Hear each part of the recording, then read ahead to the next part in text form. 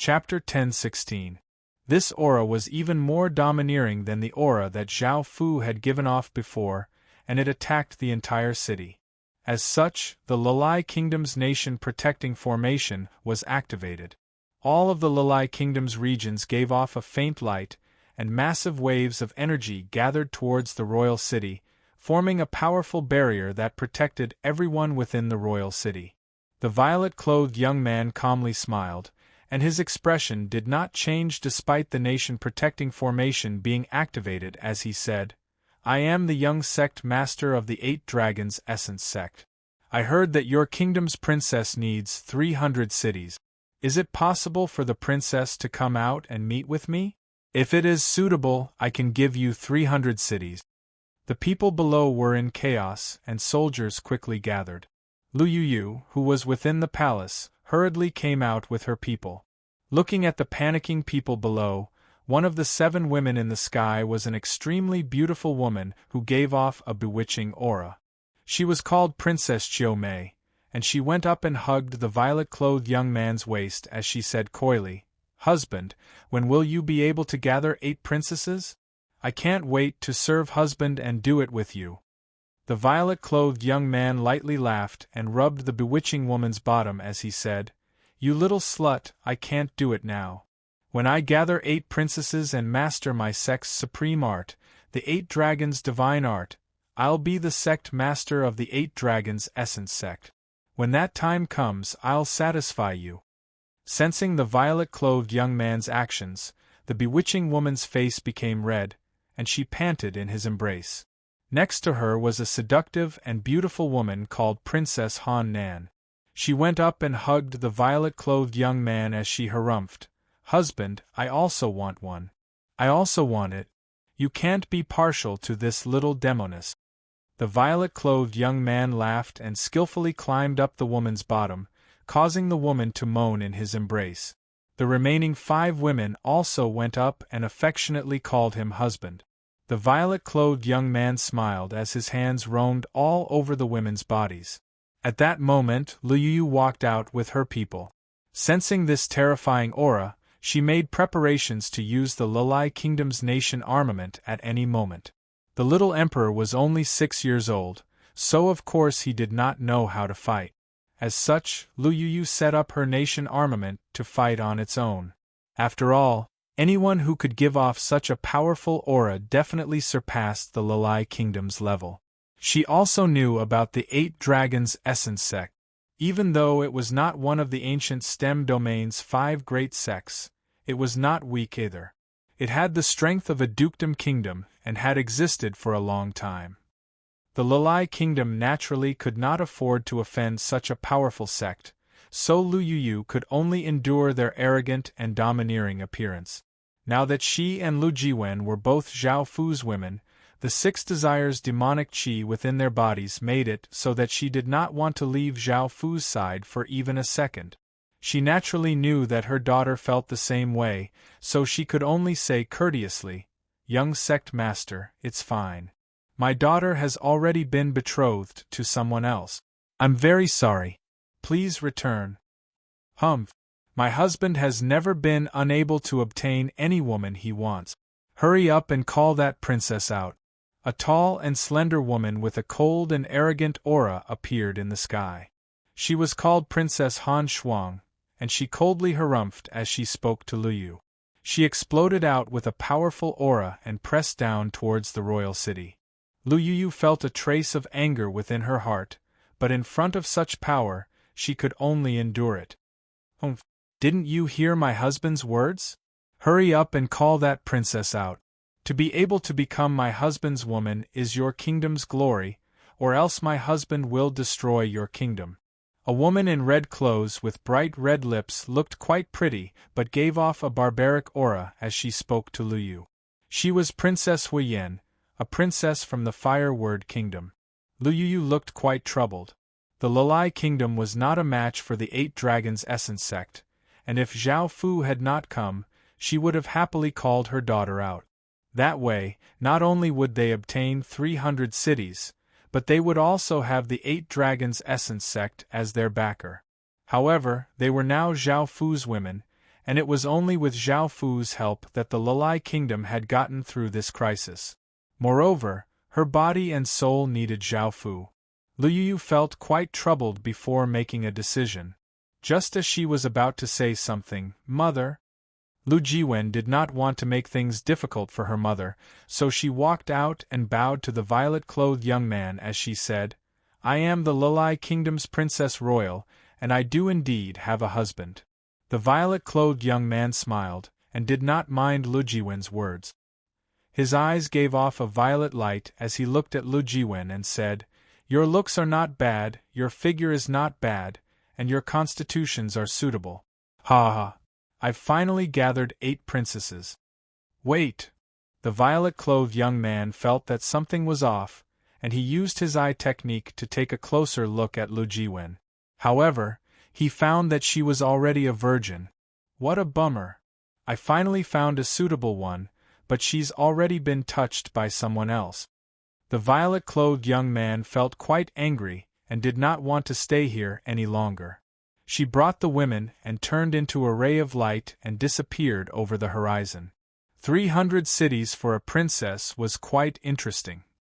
The violet-clothed young man had heard about this by accident, so he had come to take a look. However, he had returned in disappointment. The 8 dragons' essence sex supreme art, the 8 dragons' divine art, required 8 princesses with large amounts of phoenix chi. Moreover, the 8 princesses had to have the same constitutions and birthdays, and they had to be virgins.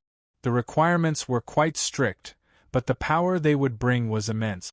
Dual cultivating with these 8 princesses would increase one's cultivation speed by many times, and they would be more powerful than ordinary arts. Most importantly, when this art was cultivated to the peak, it could block 8 fatal attacks. Since Lu Jiwen was not a virgin, she was useless to him. Moreover, he did not want to touch something that someone else had already touched, and he did not lack beauties.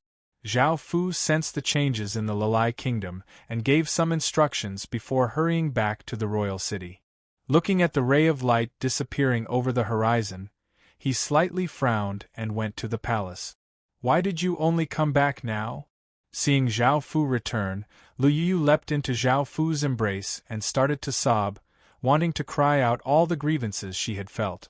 The soldiers and palace maids stared at this scene in shock. Even though Zhao Fu had done it with Lu Yu in private, she was the Empress Dowager. How could the late Emperor's woman leap into another man's embrace and act so intimately? Lu Jiwen hurriedly called out to her mother a few times, and only then did Lu Yu come back to her senses. She let go of Zhao Fu, and Zhao Fu softly asked, "What just happened?" Chapter 10:17. Zhao Fu did not want his women to suffer. Even though Zhao Fu had not fallen in love with them as a man, Zhao Fu would still do his duty. Zhao Fu stretched out his hand and gently wiped away the tears on Lu Yu's face as he comforted her. "Don't worry. I won't let you suffer in the future." Lu Yu felt a wave of warmth in her heart. If it wasn't for the fact that she had to worry about other people's gazes, she would have once again leapt into Zhao Fu's embrace. "How's the situation on the other side?" Lu Yu asked Zhao Fu as she returned to the main topic. Zhao Fu smiled and said, "It's a perfect ending, and we won't have to worry about the Blue Wolf Kingdom in the future. We dealt a heavy blow to them, and it will take a long time for them to recover. If it wasn't for the half-beast kingdoms nearby, I would have wanted to invade the half-beast world. Also, I've sent out ambassadors to the half-beast kingdom.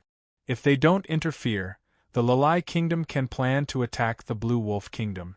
Also, the half-beasts that we've subdued are being transported back, and I plan to use them." Lu Yu responded with a smile, "Many thanks to you this time. Now that you're done, come to this consort's room. This consort has prepared a dozen or so palace maids with good aptitudes for you. Today, this consort will properly reward you." Hearing this, Zhao Fu lightly laughed and said, "There's no need for that. I still need to prepare some other things, and the other places are not stable yet."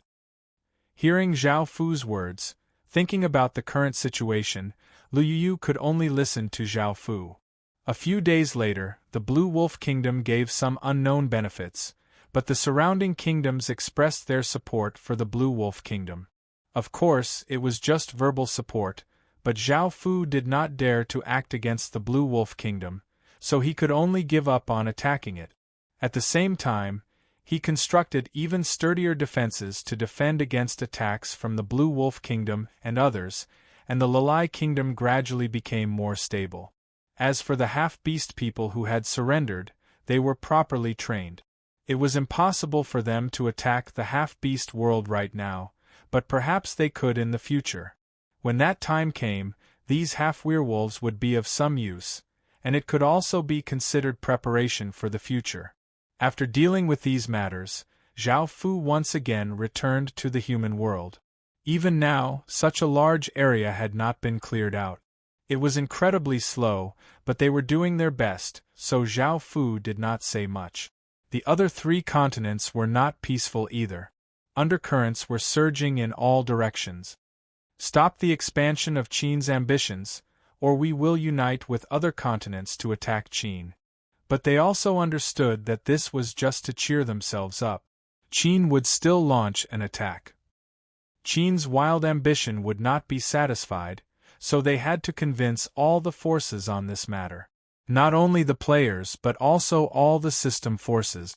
Only by uniting like this could they resist Qin. Although Qin was a huge threat, before Qin officially launched the attack, there were still many people who hoped to get lucky, so it was difficult to persuade them. During this period, Qin's development was the fastest, followed by Tina Pendragon's Great Britain Empire.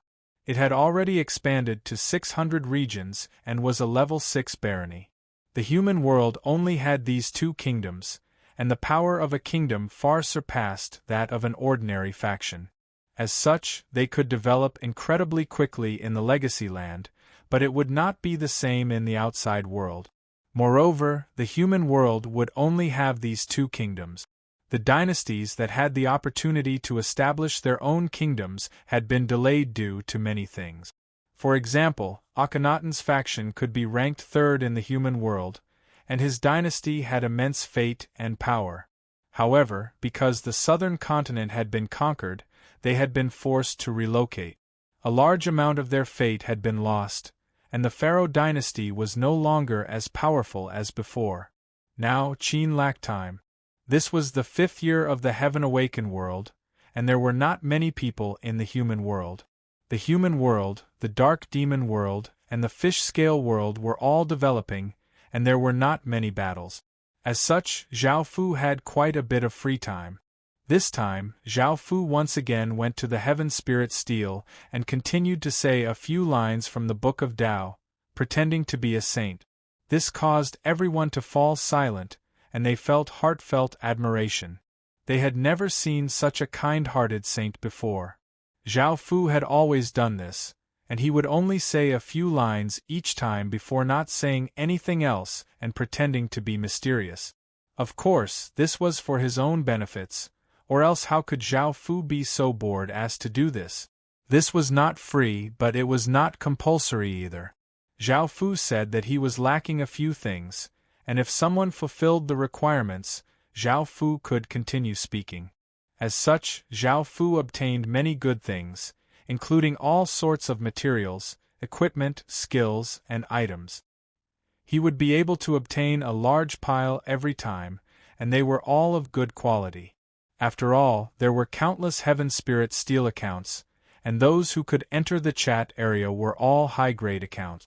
However, in comparison to the number of people, there were very few people who would give out things, and most people wanted to obtain them for free. In actuality, Zhao Fu could set up a special room for them to give out good things, and Zhao Fu could create a room for free with his Supreme Level account. However, there was a limit to the number of people who could enter. Moreover, if others asked Zhao Fu questions about their cultivation or if they did not understand, Zhao Fu would not be able to answer them. It would be too easy for him to be exposed, and he would not be able to act as casually as he could in the chat area. Higher being, are you accepting disciples? I'm a super genius, and I definitely won't disappoint you. My daughter is already 18 years old and is still a virgin. Sir, would you be interested? Senior, I don't quite understand these lines. Are you willing to explain them to me? After obtaining a wave of things, Zhao Fu smiled as he looked at these private messages and blocked them. These people did not have much value, and they would only return some benefits if Zhao Fu gave them some benefits. In fact, some even dared to slander Zhao Fu. After all, the Heaven Spirit Steel was like the internet, and people could do whatever they wanted in the internet, but they could not threaten the real world. Zhao Fu was quite satisfied with his gains this time.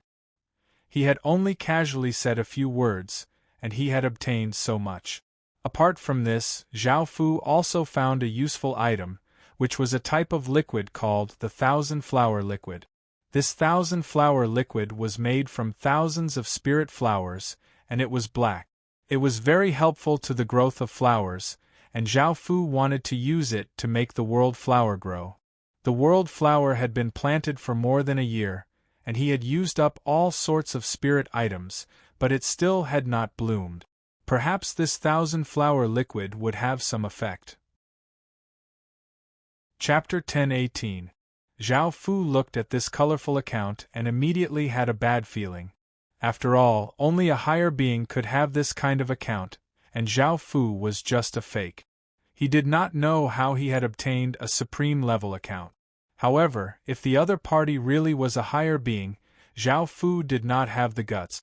He could not help but think about the fear of encountering a true higher being outside the Legacy Land, and it was not something that Zhao Fu could contend with right now. Facing this account's question, Zhao Fu looked quite confused and did not know what the Saint Realm was. Within Zhao Fu's body, the golden dragon rolled his eyes and said, "Zhao Fu, you don't even know this? It's the divine path comprehended after breaking through to stage 9. This person might really be a higher being, so it's best if you don't come into contact with him." Hearing this, Zhao Fu understood. However, his cultivation was only at stage 7, so how could he say what he comprehended after stage 9? Hearing the golden dragon say that this person might really be a higher being, Zhao Fu immediately became wary and thought to himself, could it be that I've been too pretentious? I actually invited a higher being over? Facing this question that could possibly be from a higher being, Zhao Fu did not dare to reply at all. After all, higher beings' methods could reach a heaven-defying level, and there was no need for Zhao Fu to take the risk. After all, there was no benefit in doing so. However, at that moment, the other person sent another message. "Don't worry. This sovereign has no ill intentions, and I know that you're just a small cultivator." Zhao Fu looked quite awkward. In the chat area, Zhao Fu had been sought after by tens of thousands of people, but this higher being had seen through him. Feeling that this higher being really did not have any ill intentions, Zhao Fu could not help but think for a while and decided to talk to this higher being. After all, he was dealing with someone who stood at the peak of this world.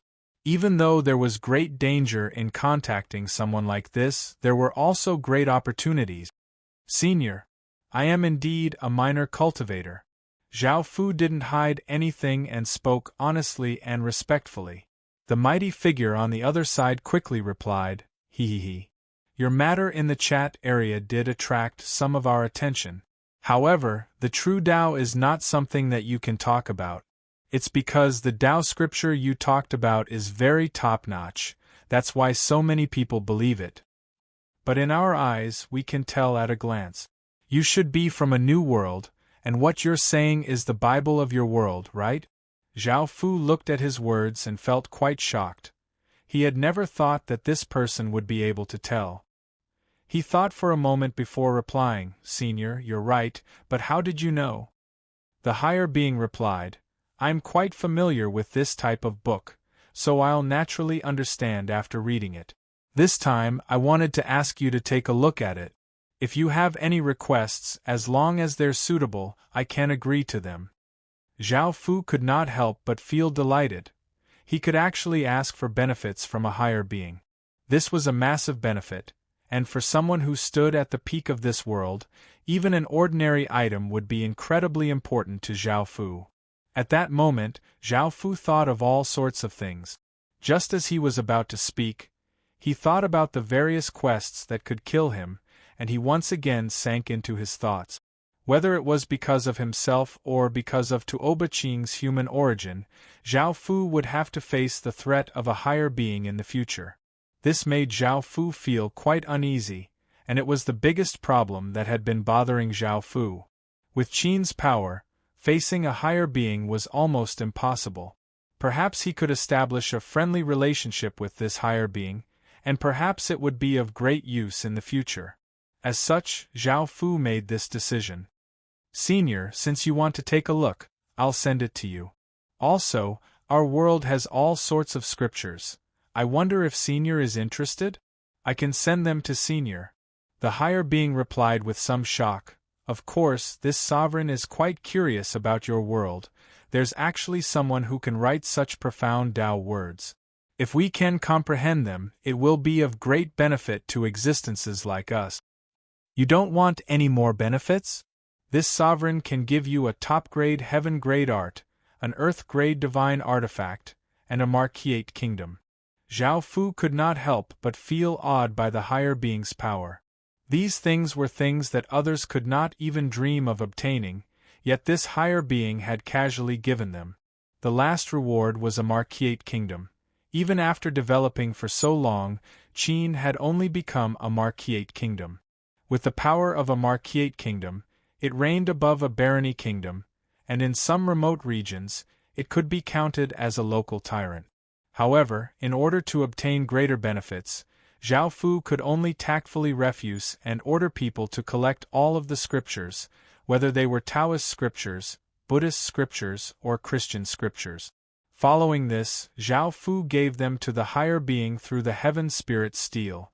After a while, the higher being felt quite satisfied. As such, Zhao Fu could not help but go to the dark demon world and fish scale world to collect all sorts of scriptures. However, after giving them to the higher being did not even spare them a glance, making Zhao Fu feel quite surprised. Only after asking did he find out that the scriptures only focused on cultivation, which was too tacky. On the other hand, the human world focused on making breakthroughs in one's mind. Zhao Fu had never thought that things would turn out like this. The human world was not a cultivation world, so the scriptures naturally focused on changing one's mind. As such, the higher being had taken a liking to them. From what the higher being had said, the virtuous Tao scripture was the one he liked the most. He said that if he could modify it and add in some other content, it would become an incredibly profound cultivation technique. Zhao Fu was quite surprised by this.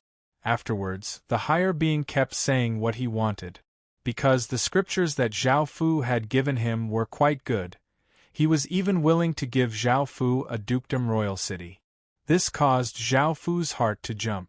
After all, the dukedom royal city was the royal city of a dukedom kingdom, and yet it was willing to give such a thing. A higher being's methods were simply too terrifying. For the sake of his future benefits, Zhao Fu resisted the temptation and refused the higher being. Afterwards, he became friends with the higher being on the heaven spirit steel, and Zhao Fu's final goal was achieved. The books that were useless to Zhao Fu were actually so useful, making Zhao Fu feel incredibly happy. Following this, Zhao Fu took the 1,000-flower liquid to where the world flower was grown. This place had become a sea of flowers, and the entire region was filled with all sorts of flowers that would never wither. Countless butterflies danced about, creating a beautiful scene. The world flower was now 120 meters tall and had 5 wide leaves. Its branches were 5 meters thick, and there was a flower bud at the top. This flower bud was incredibly tender and gave off a jade-like luster. Chapter 10:19. Another 2 months later, Zhao Fu called over 4 of Qin's most outstanding outlander leaders. One was Logue, who was old Logue. He was no longer old, and with Qin's help, the weak goblin village chief had stage 5 strength and had grasped all sorts of seals. His status was undoubtedly the most prestigious among the goblins, and he was one of the outlander generals who had followed Zhao Fu for the longest. He was quite proficient in magic attacks. The second was Dok, the kobold chief. Zhao Fu had subdued him when they had attacked the kobold village, and he was one of the outlander generals who had followed Zhao Fu for the longest. His status was the most prestigious among the kobolds, and he was quite powerful. He was proficient with spears and had stage 5 cultivation. He had grasped all sorts of seals and could not be underestimated. The third was Daisy, the elf chief. She had the most prestigious status among the elves, and she was also one of the outlander generals who had followed Zhao Fu for the longest. She was already incredibly beautiful, and after fusing with the Holy Church bloodline, her beauty had become even greater, and she had a trace of holiness to her. She was also quite powerful, and she was quite proficient in magic attacks and had grasped Qin's heavy seals. The last was Sar, the orc chief. Back when the orc faction had been destroyed, he had chosen a general from the orcs. His performance had been quite good, and he was quite ferocious in battle. He had made many contributions to Qin. He was also at stage 5 and he liked to use large sabers. He had the most prestigious status among the orcs, and he had grasped Qin's heavy seals. Zhao Fu naturally had his reasons for calling them over. They had long since fused with General Fate, and now that Qin had launched many large-scale battles, he had killed countless generals. Many of Qin's people had also fused with General Fate. Now, Zhao Fu wanted them to fuse with General Armament. During this period of time, Qin had collected another 400 soldier souls, which would allow Qin to have 4 more general armaments. There was no need to explain how important general armaments were. Zhao Fu gave the soldier souls to them and had them immediately fuse with them. The 4 of them obeyed and stood in a corner. They looked a little excited because Zhao Fu had actually given such an important thing to the 4 of them. It was clear how much importance Zhao Fu placed on them. The 40 fused divine weapon souls gave off large amounts of white light and floated into the sky from the 4 people's hand. With the 4 of them as the center, they formed 4 circles. Following this, the divine weapon soul in the sky gave off a powerful aura, and the white light it gave off became larger and larger until it formed 40 massive orbs of light. Boom! An explosion sounded out as the 40 orbs of light gave off an even more powerful aura than before, forming a wild gale that spread out.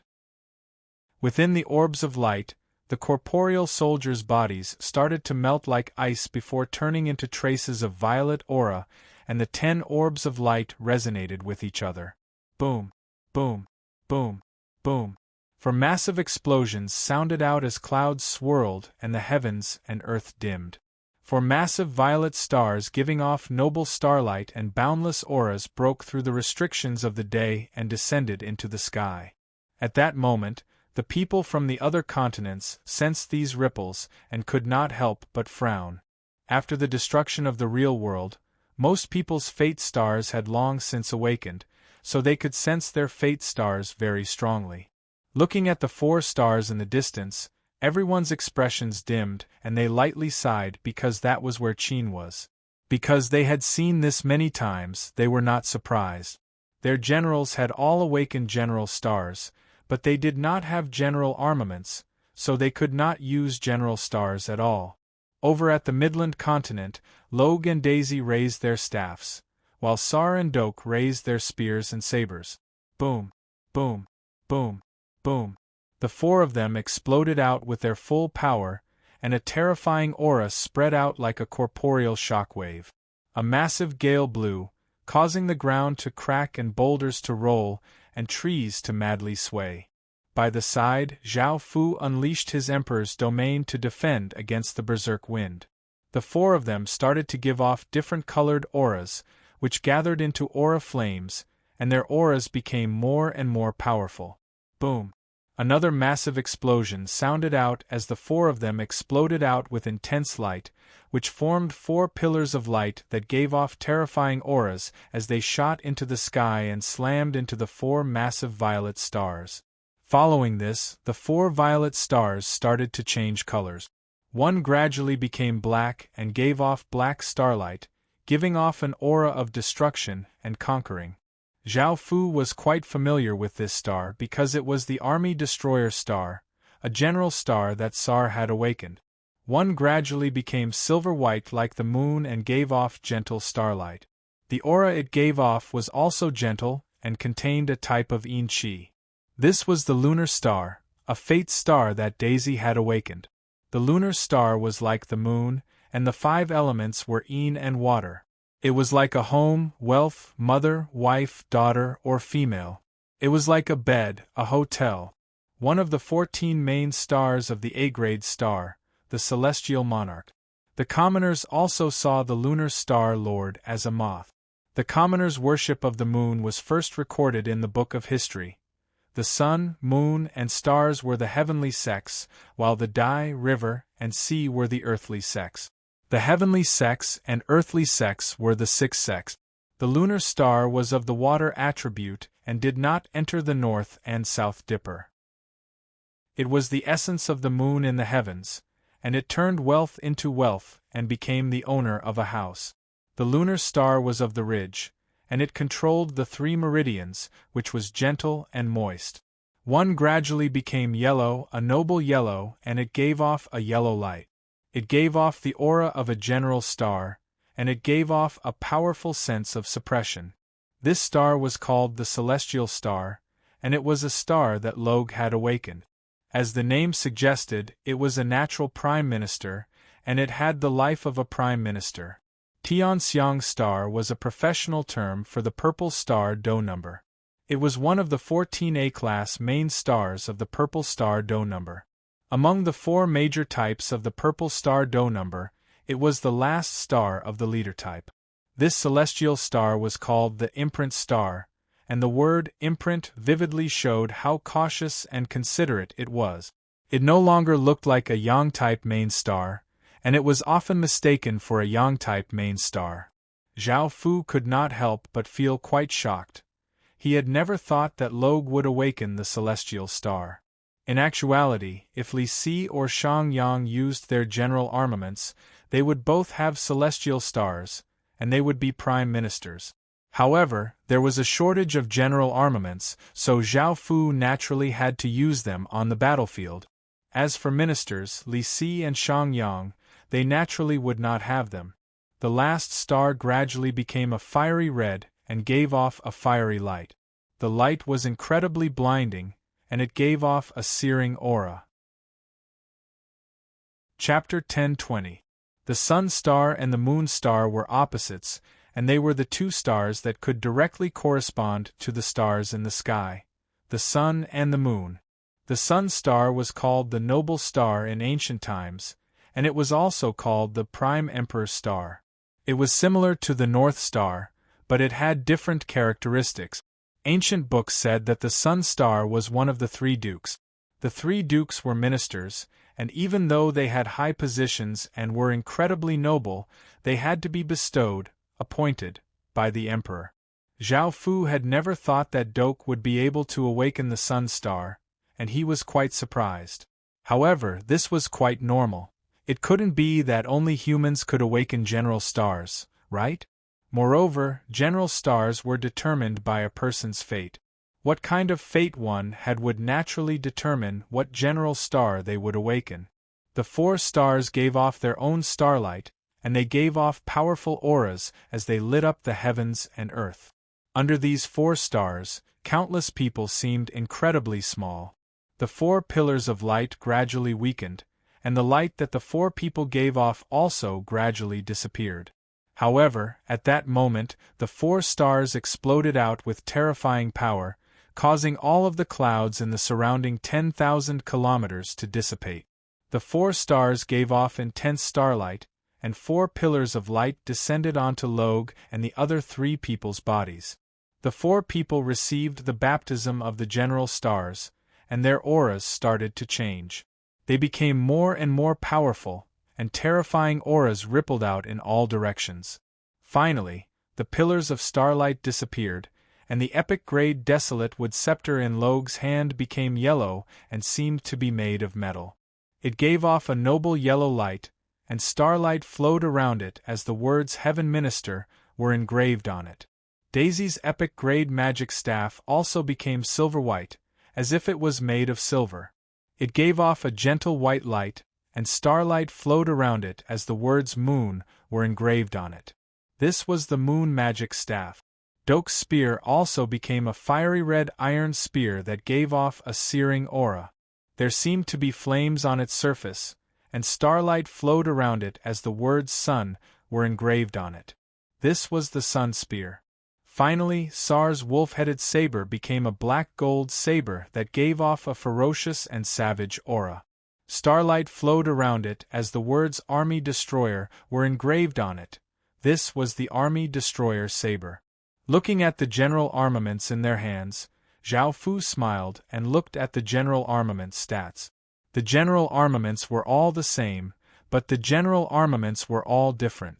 The final attribute of the Heaven Minister Scepter was the Heaven Minister Army. It was an all-round type of soldier.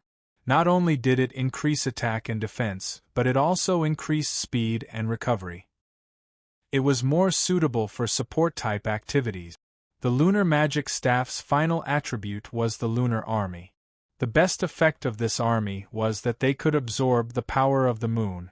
If they moved at night, their battle strength would increase by many times. The last attribute of the Sun Spear was the Sun Army.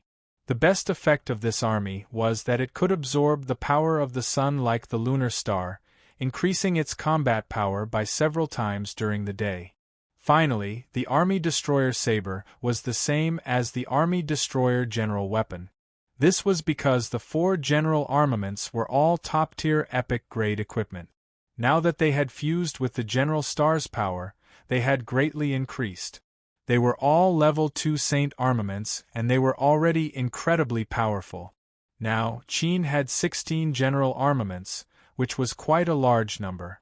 After all, no one else in the human world had a single general armament, and Zhao Fu was only 8 general armaments away from being able to fuse a king armament. Even though he did not know the exact information about a king armament, Zhao Fu had a shard before, and its power far surpassed that of an ordinary general armament. As such, Zhao Fu looked forward to the day when he could fuse a king armament. After looking at the information, Zhao Fu returned the general armaments to everyone and celebrated. Following this, Zhao Fu went to the blood refining pool and looked at the progress of refining the primogenitor statue.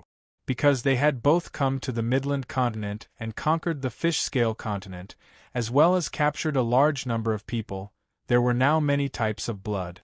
The speed at which the primogenitor statue was being refined naturally became much faster, and the primogenitor statue itself started to go through changes, such as growing blood-red hair and faintly black skin. Zhao Fu did not know what the primogenitor statue would be like in the end, but with his current speed, it would still take him 180 years to completely refine it.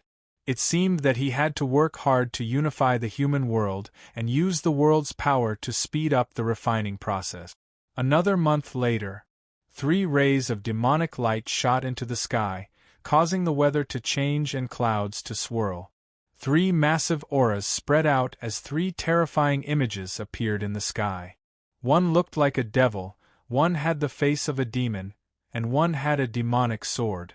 The 3 images all gave off dense demonic chi and gave off powerful might, causing people to feel terror and tremble. These were the 3 sects that had been re-established. In the future, only nation armaments would be refined and sect armaments would be distributed, increasing the number of top-tier experts in Qin. Zhao Fu had already given up his position as the sect master of the demon god sect and given it to Elise. He had also given her the sect armament. Zhao Fu had appointed Zhao Mo as the sect master of the demon ghost sect. Zhao Fu had appointed Zhao Sha as the sect master of the demon killing sect, and Zhao Fu had appointed Gunia as the sect master of the demon sword sect. It was best for the sect master to have talent in cultivation and walk the path of a top-tier expert rather than a general or marquis. Only then would they be able to bring out the true power of the sect and bring out the power of the sect armament. As such, Zhao Fu would not appoint Bai Qi, Wang Jian, and the other generals as sect masters. After all, they were mainly responsible for leading troops into battle, and if they were appointed as sect masters, it would seem quite strange. At the same time, Zhao Fu would not appoint ministers either. Zhao Emo had once been a demon sovereign king, and Zhao Fu would have him walk the path of a sect in the future. After all, Qin could only have one king. Zhao Sha's demonic bloodline meant that he was destined to become a top-tier expert, so he was very suitable to be nurtured. Finally, Gunia was Qin's #1 swordsman. With his talent and comprehension, not nurturing him would be a waste of resources. Elise and Zhao Emo were Qin's top-tier experts, while Zhao Sha and Gunia were relatively weak. However, only the 4 of them had the potential to become top-tier experts. However, Zhao Fu felt that there were not enough people. Qin did not lack generals, but it seemed that it was starting to lack genius cultivators. They would be of great use in the future. Zhao Fu thought about it and decided that he could not delay this matter any longer. This world could not lack soldiers and top-tier experts. Qin needed top-tier experts, and Zhao Fu's strength was limited by himself.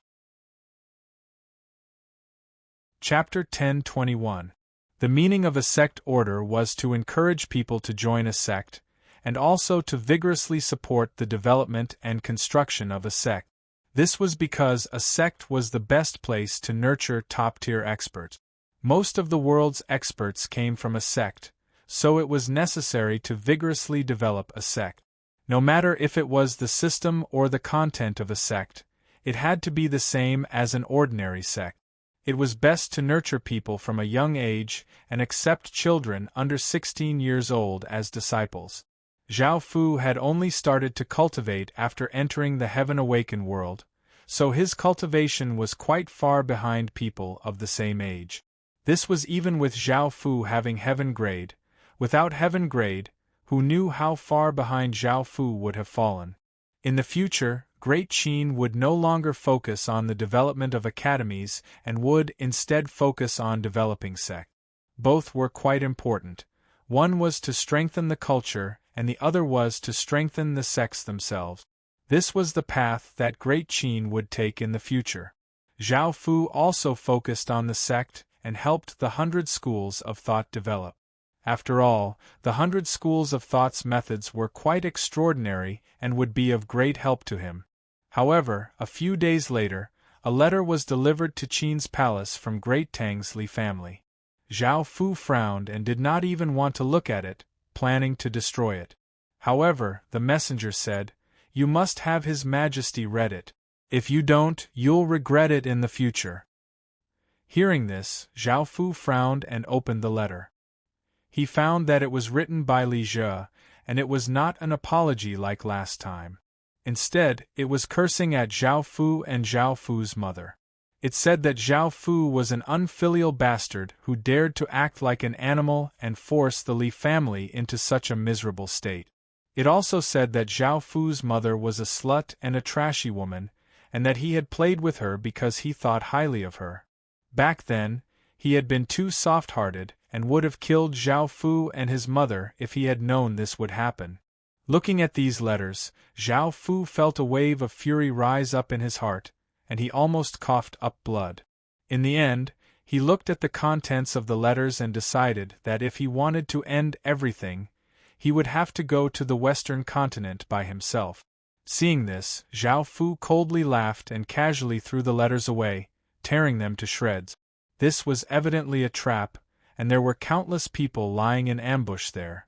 They wanted to enrage Zhao Fu and lure Zhao Fu over so that they could kill Zhao Fu. If Zhao Fu died, the Qin's empire would most likely collapse.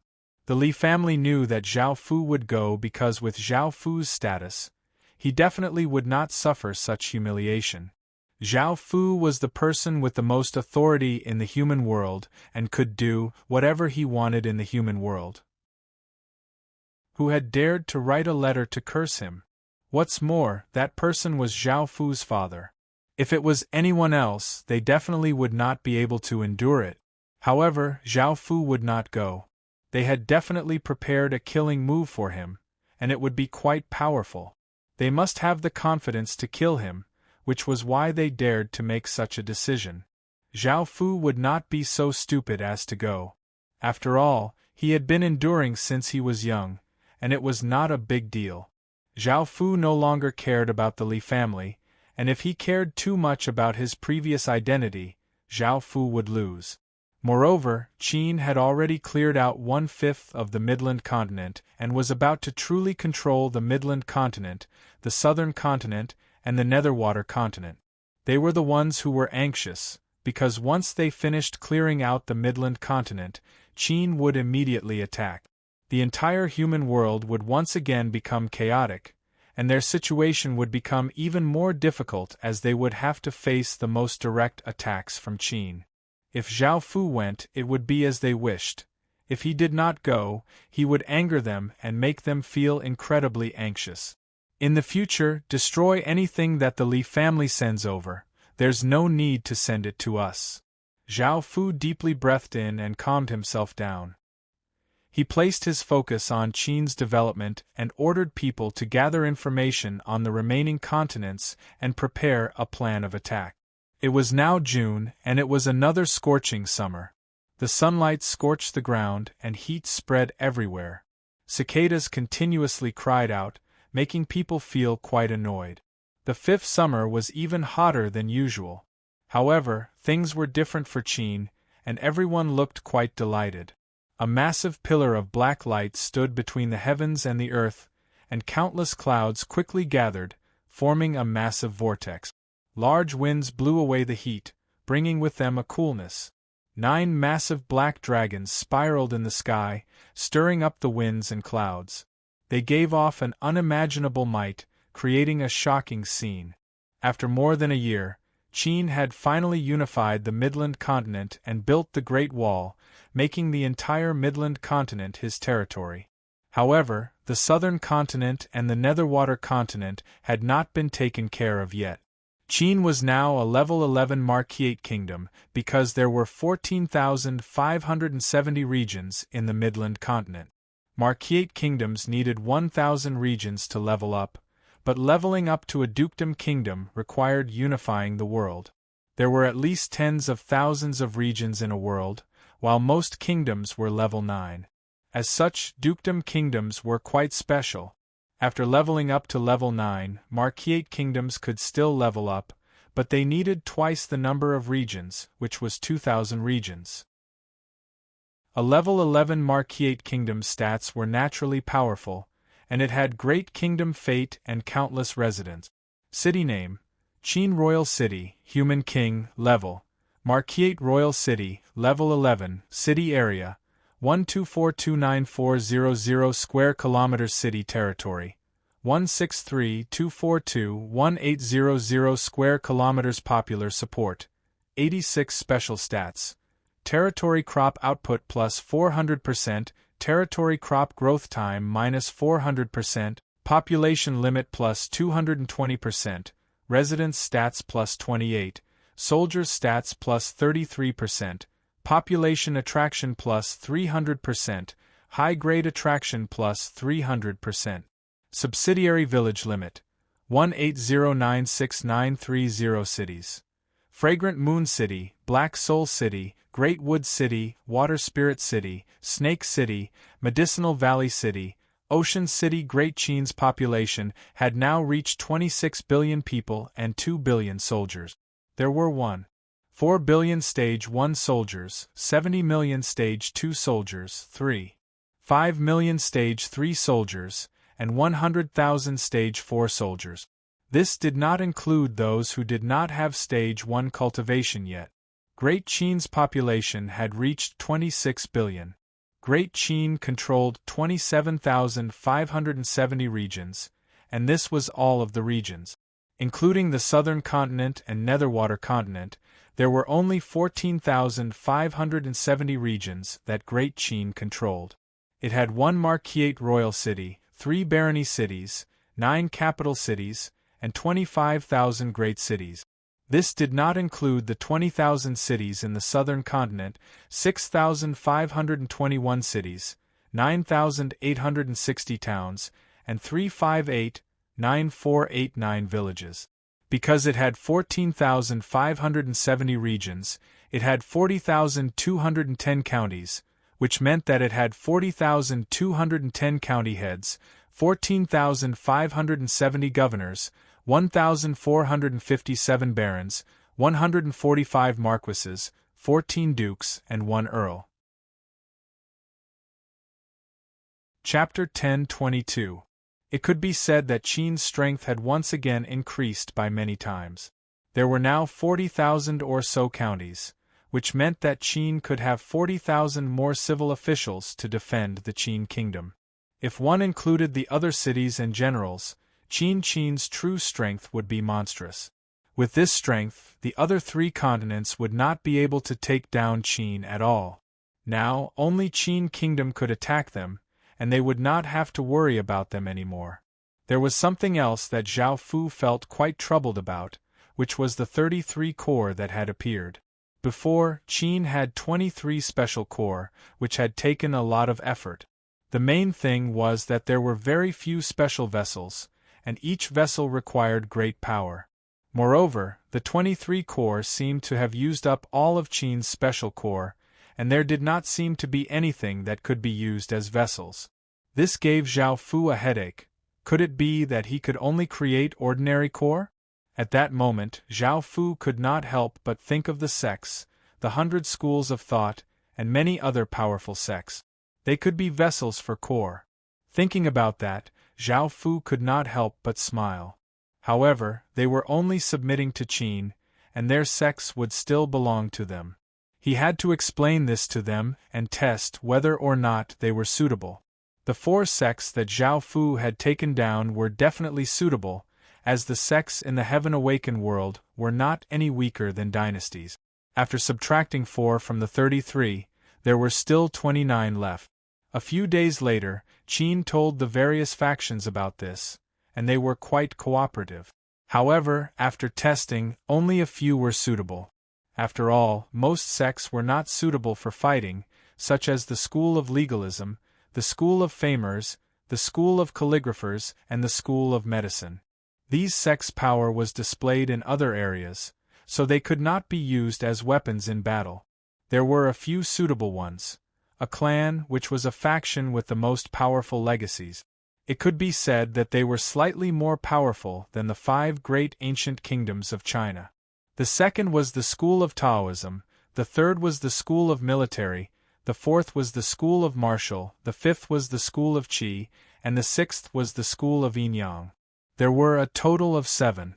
After subtracting 7 from 29, there were still 22 left, and they still lacked many special carriers. At that moment, Zhao Fu could not help but think that on the Lalai Kingdom battlefield, both sides had cavalry corps, but Qin did not seem to have one. With how powerful cavalry corps were, it was impossible that Qin did not have one, so Zhao Fu wanted to nurture Qin's cavalry corps. First of all, Qin's main mount, the Black God Horse, had been strengthened several times. The Black God Horse nest's grade was already very high, and it had been infused with a trace of divinity, so it was naturally more powerful. Zhao Fu went over to test it and found that it was indeed possible. There was one more carrier. In addition to his main mount, the Black God Horse, Qin had also cultivated 2 kinds of regular mount. One was the Orc's giant wolf, and the other was the Elf's giant deer. Of these 2 types of mounts, the giant deer was quite docile, and ordinary people could ride them. However, they were quite difficult to control, and the elves were quite good at it. As for the giant wolves, most people would not dare to ride them, as just the ferocity of the giant wolves was enough to make people feel afraid. Moreover, only orcs were suitable for riding giant wolves. If other people rode on giant wolves, they would not be able to control them at all. Because of this, Qin had only developed some giant wolves and giant deer, but he did not have a large number of them. In actuality, Qin already had quite a lot of orcs and elves, and there were already over 100 million of them. Zhao Fu felt that it would be no problem for him to develop 2 cavalry corps. The giant wolf den and giant deer den were both bound to cities, which was a type of racial advantage. If humans wanted to obtain mounts, they would have to find them themselves. Zhao Fu went to an orc great city, and took out a corps to test. He found that it was suitable to be used as a vessel for a corps, but it was too weak, and could only be used as an ordinary corps. This was naturally not a problem for Zhao Fu, as the giant wolf den required an orc blood crystal. Orc blood crystals were condensed from countless orcs' blood, and it would take at least 100,000 orcs to condense a single orc blood crystal. Increasing the orc blood crystal would increase the giant wolf den's power, and Qin did not lack orcs. As such, Zhao Fu ordered people to collect orc blood. The giant deer den was the same, and it required elf blood crystals. As such, Zhao Fu ordered people to collect elf blood. Of course, Zhao Fu did not kill people to obtain blood. He instead gave a bit to each person. After all, there were hundreds of millions of people, and even a bit of blood was a massive amount. Through the orc and elf race's secret techniques, the large amount of blood fused into 2 blood-red crystals that were 1 meter wide. They gave off powerful auras and a dense stench of blood, and people could not help but retreat. Following this, Zhao Fu fused the 2 blood-red crystals into the giant wolf den and giant deer den. Immediately, 2 rays of blood-red light shot into the sky and a blood-red aura spread out. The images of the giant wolf and giant deer appeared in the sky and gave off a heaven-shaking roar. The den's power continuously rose, causing many abnormal signs. As expected from a blood crystal made from the blood of hundreds of millions of people, it met the requirements and could be used as a vessel. Zhao Fu only had 22 corps, and now he could reduce that by 3, leaving only 17. This was quite a large number, and where could he find suitable vessels? Suddenly, Zhao Fu thought of something and could not help but laugh. Back when Qin had become a level 1 Marquiate kingdom, it had not been unified at all. Now that it had unified the Midland continent, there were many dynasties that had conquered it. Even though these dynasties' stats were quite ordinary, and the strength of the corps was quite ordinary, they were definitely much more powerful than ordinary corps. As such, he could use these dynasties as vessels. Zhao Fu ordered people to do some calculations and found that there were 14 dynasties that could be used as vessels.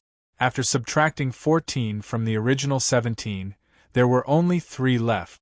Zhao Fu thought about it and found that he had missed out on a powerful city, which was the Devil City, which was Masanori Hanno's city. Ever since Zhao Fu had subdued the Devil City, he had not gone there. However, the Devil City was incredibly powerful, and the ordinary residents all had a trace of devil bloodline. There were also all sorts of powerful devils within the city, and ordinary people did not dare to take a step in. Adding on the Devil City, there were only 2 slots left. Zhao Fu could not think of anything else, so he could only leave it there for now. Now that he was about to start a war in the human world, he would definitely fulfill the requirement. Following this, Zhao Fu started to create a corps. Zhao Fu first went to the Black God Horse Den and fused the core heart into it, causing a formless aura to spread out. Countless Black God horses reared their heads back and neighed, and the Horse King beside Zhao Fu, Black Forest, did the same. Chapter 10:23 Black God Cavalry Corps. With a Black God Horse Den filled with divinity as the vessel, this corps of cavalrymen can directly communicate with Black God horses. Their powers can be fused, and the corps formation will be a Black God horse. The limit of 1 million soldiers has been increased. After looking at the Black God Cavalry Corps' information, Zhao Fu felt quite shocked. he found that the information about a cavalry corps was different to that of a special corps. Normally, corps formations would receive great power. However, not only did the cavalry corps receive power, but they could also communicate with black god horses. Now that they could communicate, their teamwork would naturally be better. Moreover, the cavalry corps could fuse with horses' power, which meant that their power could be fused together to form an even more powerful force. Zhao Fu had never thought that this would happen. Just based on this alone, the cavalry corps was much more powerful than a special corps. Because of the additional power from warhorses, the cavalry corps would have an advantage in battles against other corps. Following this, Zhao Fu went to the giant wolf den and fused the core into it. Countless traces of blood-red aura burst out, and the countless giant wolves sensed this power and howled. The den gave off an intense blood-red light as blood flowed out and condensed into a ferocious blood-red wolf. It was quite big and was 5 meters long, and it gave off a dense blood-red aura. Giant Wolf Cavalry Corps. With a giant wolf den that has been strengthened by an orc blood crystal as the vessel, this corps of cavalrymen will be able to directly communicate with the giant wolves. The two powers can be fused, and they will also be strengthened by the den's power. The corps formation will be a giant wolf, and the limit of 1 million soldiers has been increased. The Giant Wolf Cavalry Corps' stats were about the same as the Black Cavalry Corps, so there was no need to say much. Next was the Giant Deer Den. Countless traces of blood-red aura came out, and a powerful aura spread out, causing countless giant deer to howl. The den continuously gave off blood-red light as blood flowed out and formed a massive blood-red deer on the ground, which then turned into a blood-red stone steel. Giant Deer Cavalry Corps. With the Giant Deer Den that has been strengthened by elf blood crystals as the vessel, this corps of cavalrymen will be able to directly communicate with the giant deer. The two powers can be fused, and they will also be strengthened by the den's power. The corps formation will be a giant deer, and the limit of 1 million soldiers has been increased.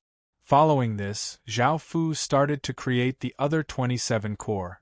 At the same time, he selected outstanding soldiers from the army to join them. Because the number of corps was limited, the people in them had to be elites. In the end, Zhao Fu went to the Devil City and planned to create the final corps. This place was built in an ancient Japanese style, and it was quite elegant and poetic. The city was filled with cherry blossoms, and the scenery was quite beautiful. Zhao Fu did not pay much attention to the scenery and entered the castle. However, on the way, he stopped because there were many devils ahead. There was a bewitchingly beautiful woman who gave off a noble and seductive aura. She wore light purple palace clothes, and she was one of the 3 great devils, Tamamonome. Now, she was leaning against a pillar, and her palace dress was half loose, revealing her snow-white legs and her soft chest. She looked at Zhao Fu with her beautiful eyes and lightly bit her red lips, giving off a seductive aura that could cause anyone's lust to erupt. Tamamonome was a peerless beauty who had transformed from a white-faced, golden-furred, 9-tailed fox at the end of the Heian period.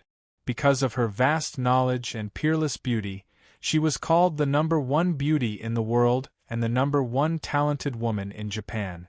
There was also an extremely beautiful woman with jet-black hair that fell to her calves. She wore a gray-white, blood-stained robe, and what was quite strange was that there were 3 candles tied to her head. The candles were lit with blue flames, and she was the Kujisho woman. She was a ghost from the legends. She was a ghost of a woman who was filled with hatred and jealousy. Because she had lost her virginity and been abandoned, she had become a malicious ghost after she died. Ordinary ghosts were usually semi-transparent or covered in a white mist, but malicious ghosts gave off a red light.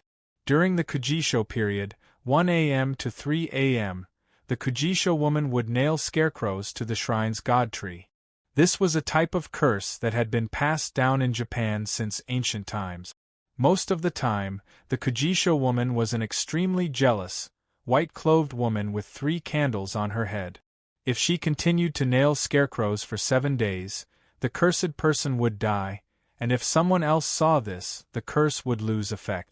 There was also an extremely beautiful woman with an alluring figure. She was wrapped in a red cloth and did not seem to have any clothes underneath.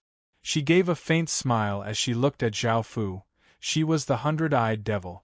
It was said that the 100-eyed devil specialized in seducing men and taking their eyes for her own use. If she took 100 eyes, the man would become a demon that could not be subdued. There was also a woman wearing a gorgeous palace dress standing to the side. She had an extremely graceful figure and was extremely alluring. She looked at Zhao Fu with a seductive gaze. She was the demon concubine Wenqie. It was written in Toriyama Shurien's 100 Artifacts Empty Bag.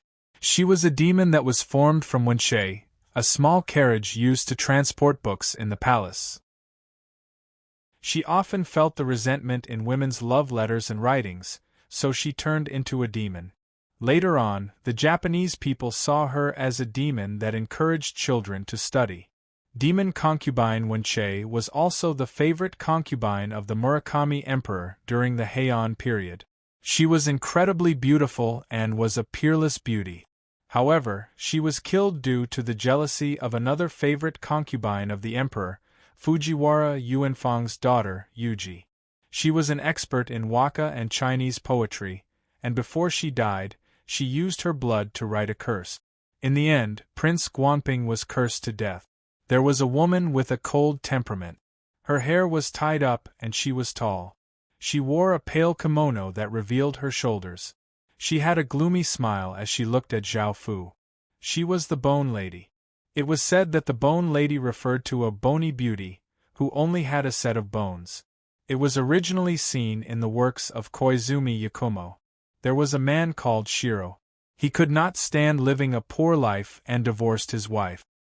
He married a rich and influential young lady and became an official. However, Shiro became more and more tired of his new life. He missed his virtuous wife, who weaved at home all day. 1 year later, Shiro returned home at night. His wife did not blame him at all. The next morning, Shiro woke up and found a black-haired skeleton lying beside him. One was a beautiful young girl with a pair of green eyes and a head of long green hair. She wore a light blue dress, and her name was Qing Deng. Chapter 1024. Story of 100 Demons. Light 100 white candles, and then everyone in turn tells a strange and horrible story that they have experienced, and after each story is told, a candle is blown out, and the 100th story is told by the host. When the last candle is extinguished, the host will tell the story. When the last candle is extinguished, everyone who participates in the game will be taken to hell and pulled into the gates of hell, which is why they are called dangerous monsters in Japan. A very dignified beauty with snow-white hair and a pair of snow-white eyes. She wore a white kimono and looked at Zhao Fu with a gentle smile. She was a famous monster, Yukino. She was a traditional Japanese-style monster that everyone knew. She lived deep in the mountains and was almost like a human. She had a beautiful appearance and would often attract men who entered the snowy mountains to a place where there was no one else. She would kiss them and freeze them completely while they were kissing and eat their souls. The children of Yukino were called Yukino. In Japan, Yukino was a monster who brought the first snow of winter. Yukino were peerless beauties. They wore white kimonos and had light blue hair. They had a cold personality and were subordinates of the mountain god. They were in charge of the snow in winter. Young Yukino were harmless to humans, but adult Yukino would freeze the human males they liked forever and bring them back to the cave where they lived for their viewing pleasure. A slender girl with a pure face and a lace kimono stood at the side and looked at Zhao Fu with a smile. Her name was Hashiheim. Hashiheim was a type of female monster that appeared on the side of a bridge, a type of monster that had been deified. She was a god and a water demon. Because she was infatuated with others and could not be with the person she loved, she would jump from the bridge into the water to commit suicide.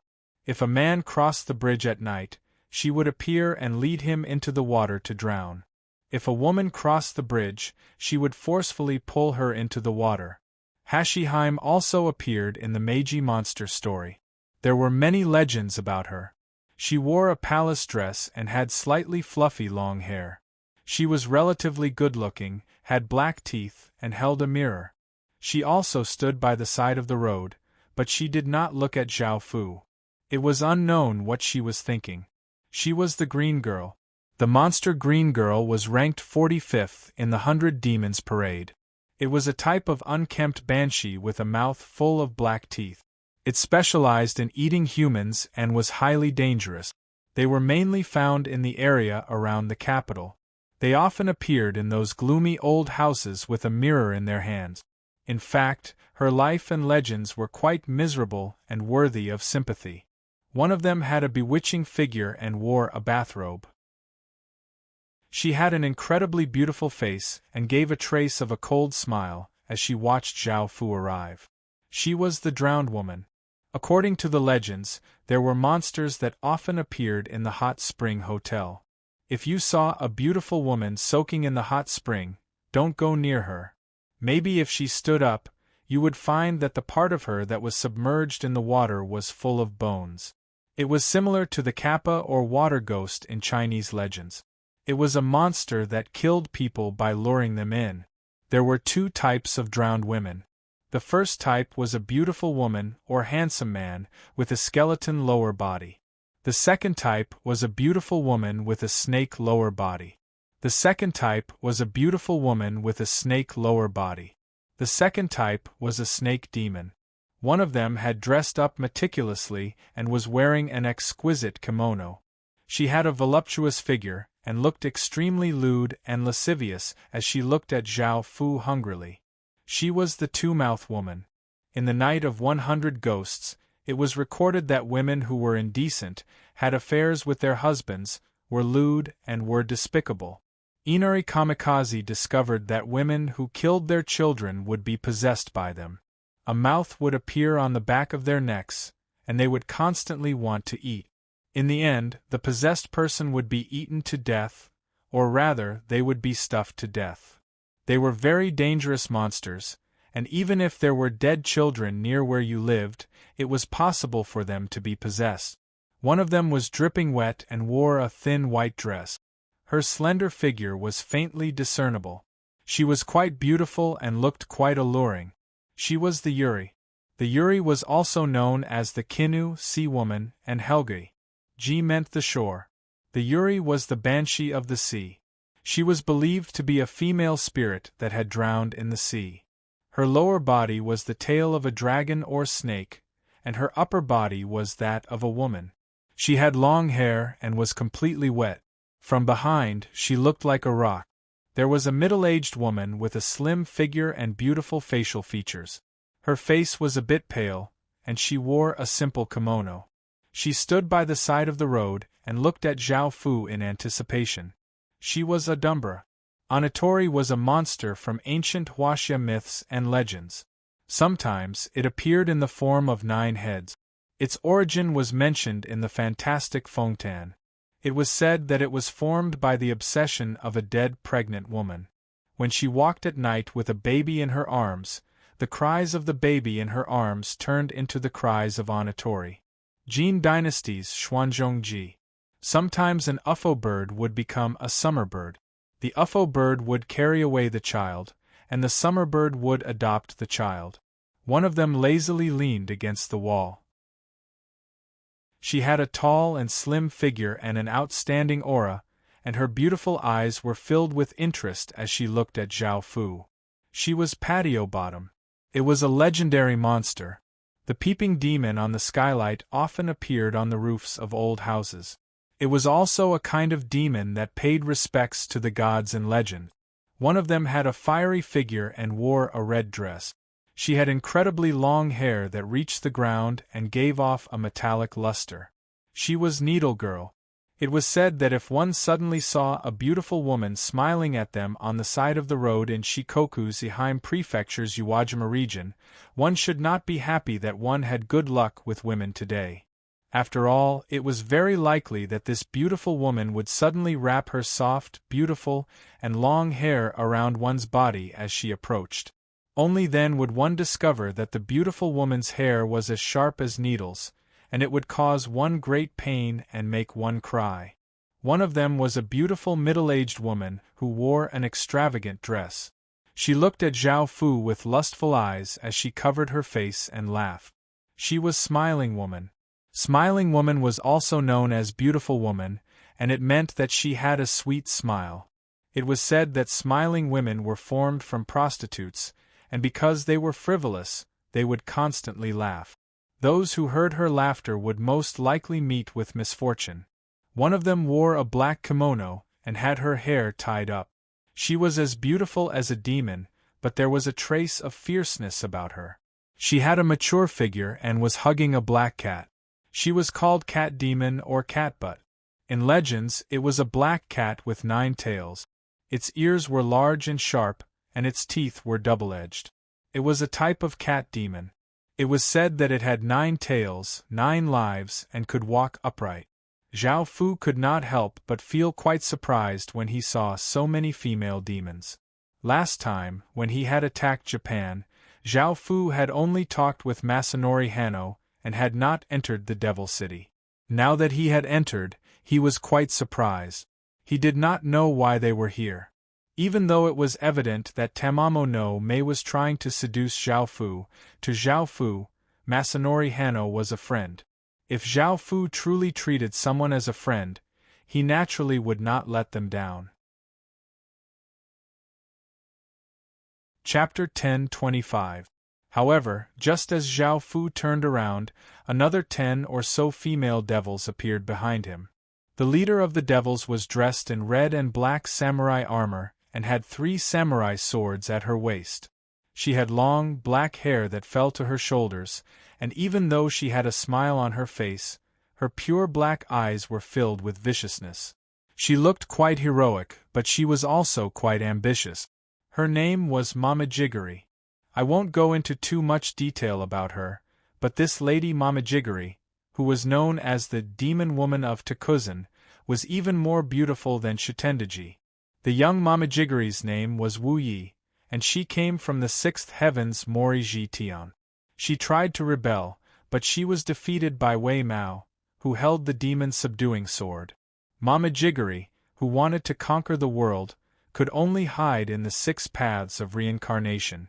Hundreds of years later, she reappeared as a man, and her new name was Oda Nobunaga.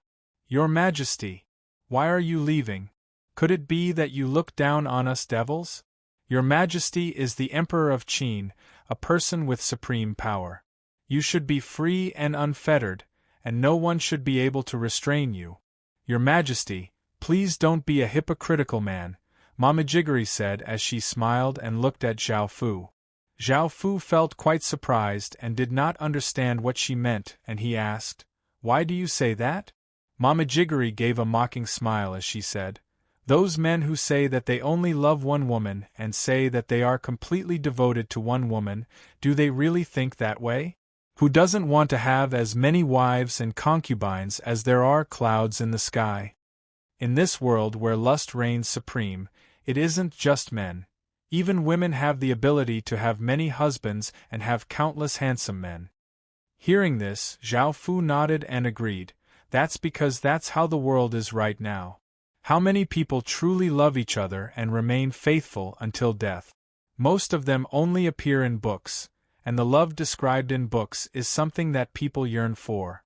However, in reality, things are different because people are creatures with desires.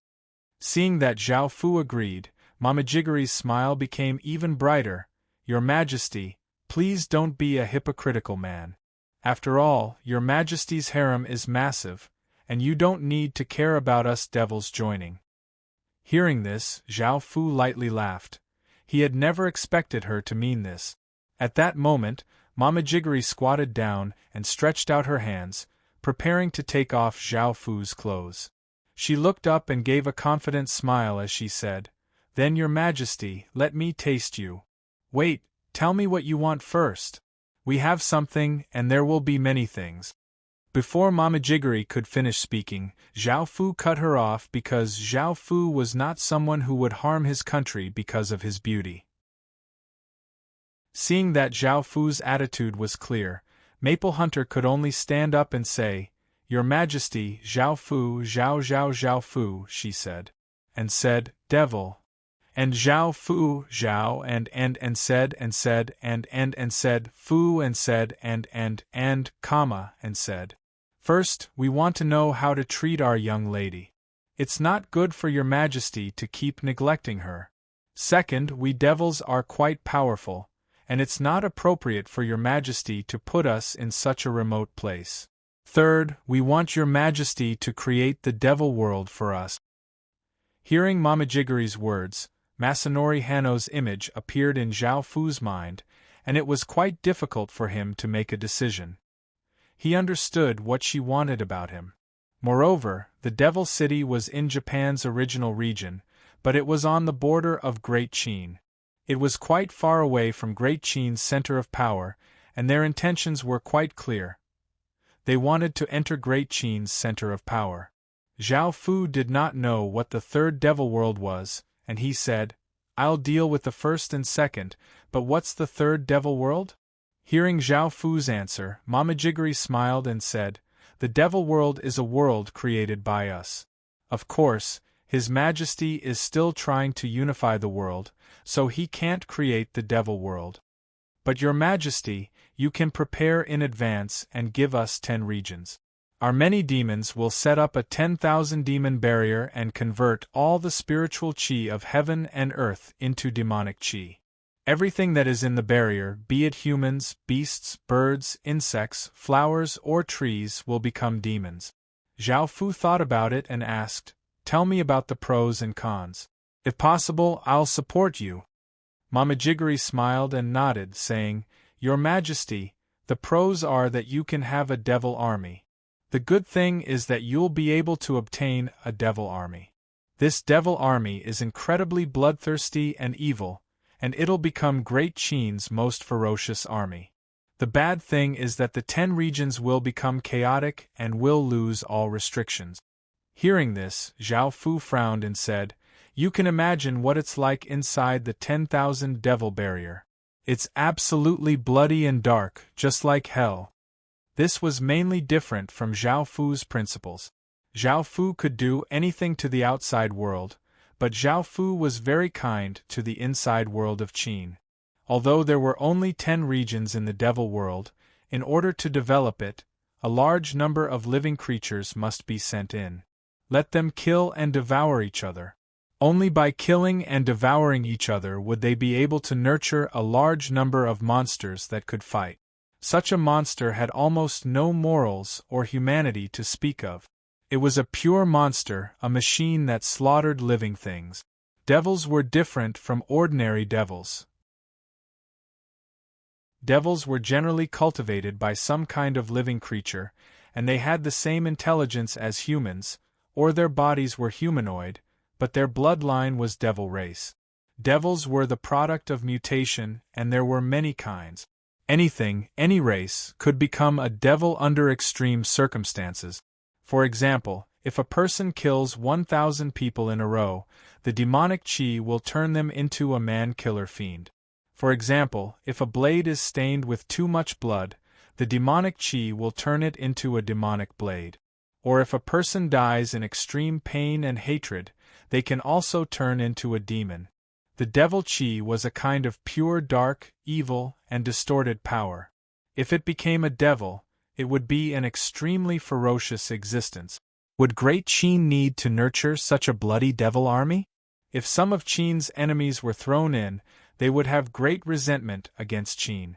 Even if they became devils, they would not listen to Qin. Instead, they would take revenge on Qin at all costs. But if he really sent his own people in, Zhao Fu could not bear it, because he could not be so cruel to his own people. "Your Majesty, why are you here? Also, why are you all here?" A surprised voice sounded out, interrupting Zhao Fu's thoughts. It was Masanori Hanno, who had appeared and looked at the scene before her in confusion. "Why are so many female devils with Zhao Fu?" Chapter 10:26. Hearing this, Masanori Hanno's face became red and she looked at Zhao Fu, looking quite embarrassed. Zhao Fu came back to his senses and gave a slight smile as he said, "We plan to create a devil corps, and you can be the corps leader. In the future, you can come and go to Qin as you please." Thank you, Your Majesty." A happy smile appeared on Masanori Hanno's face as she bowed to Zhao Fu. In actuality, Masanori Hanno had only felt like an idol because she had often heard about how mighty great Qin's legatee was and how he could cause abnormal signs in the heavens and earth. However, after experiencing the legacy trial space's illusion, she started to feel something else.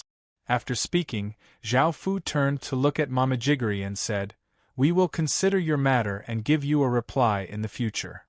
Momijigiri smiled and bowed, and the other female devils smiled as they looked at Masanori Hanno meaningfully before leaving. Masanori Hanno's face became bright red as she said, "Your Majesty, I'll take you to the City Hall." Following this, Zhao Fu went to the City Hall and fused the core into it.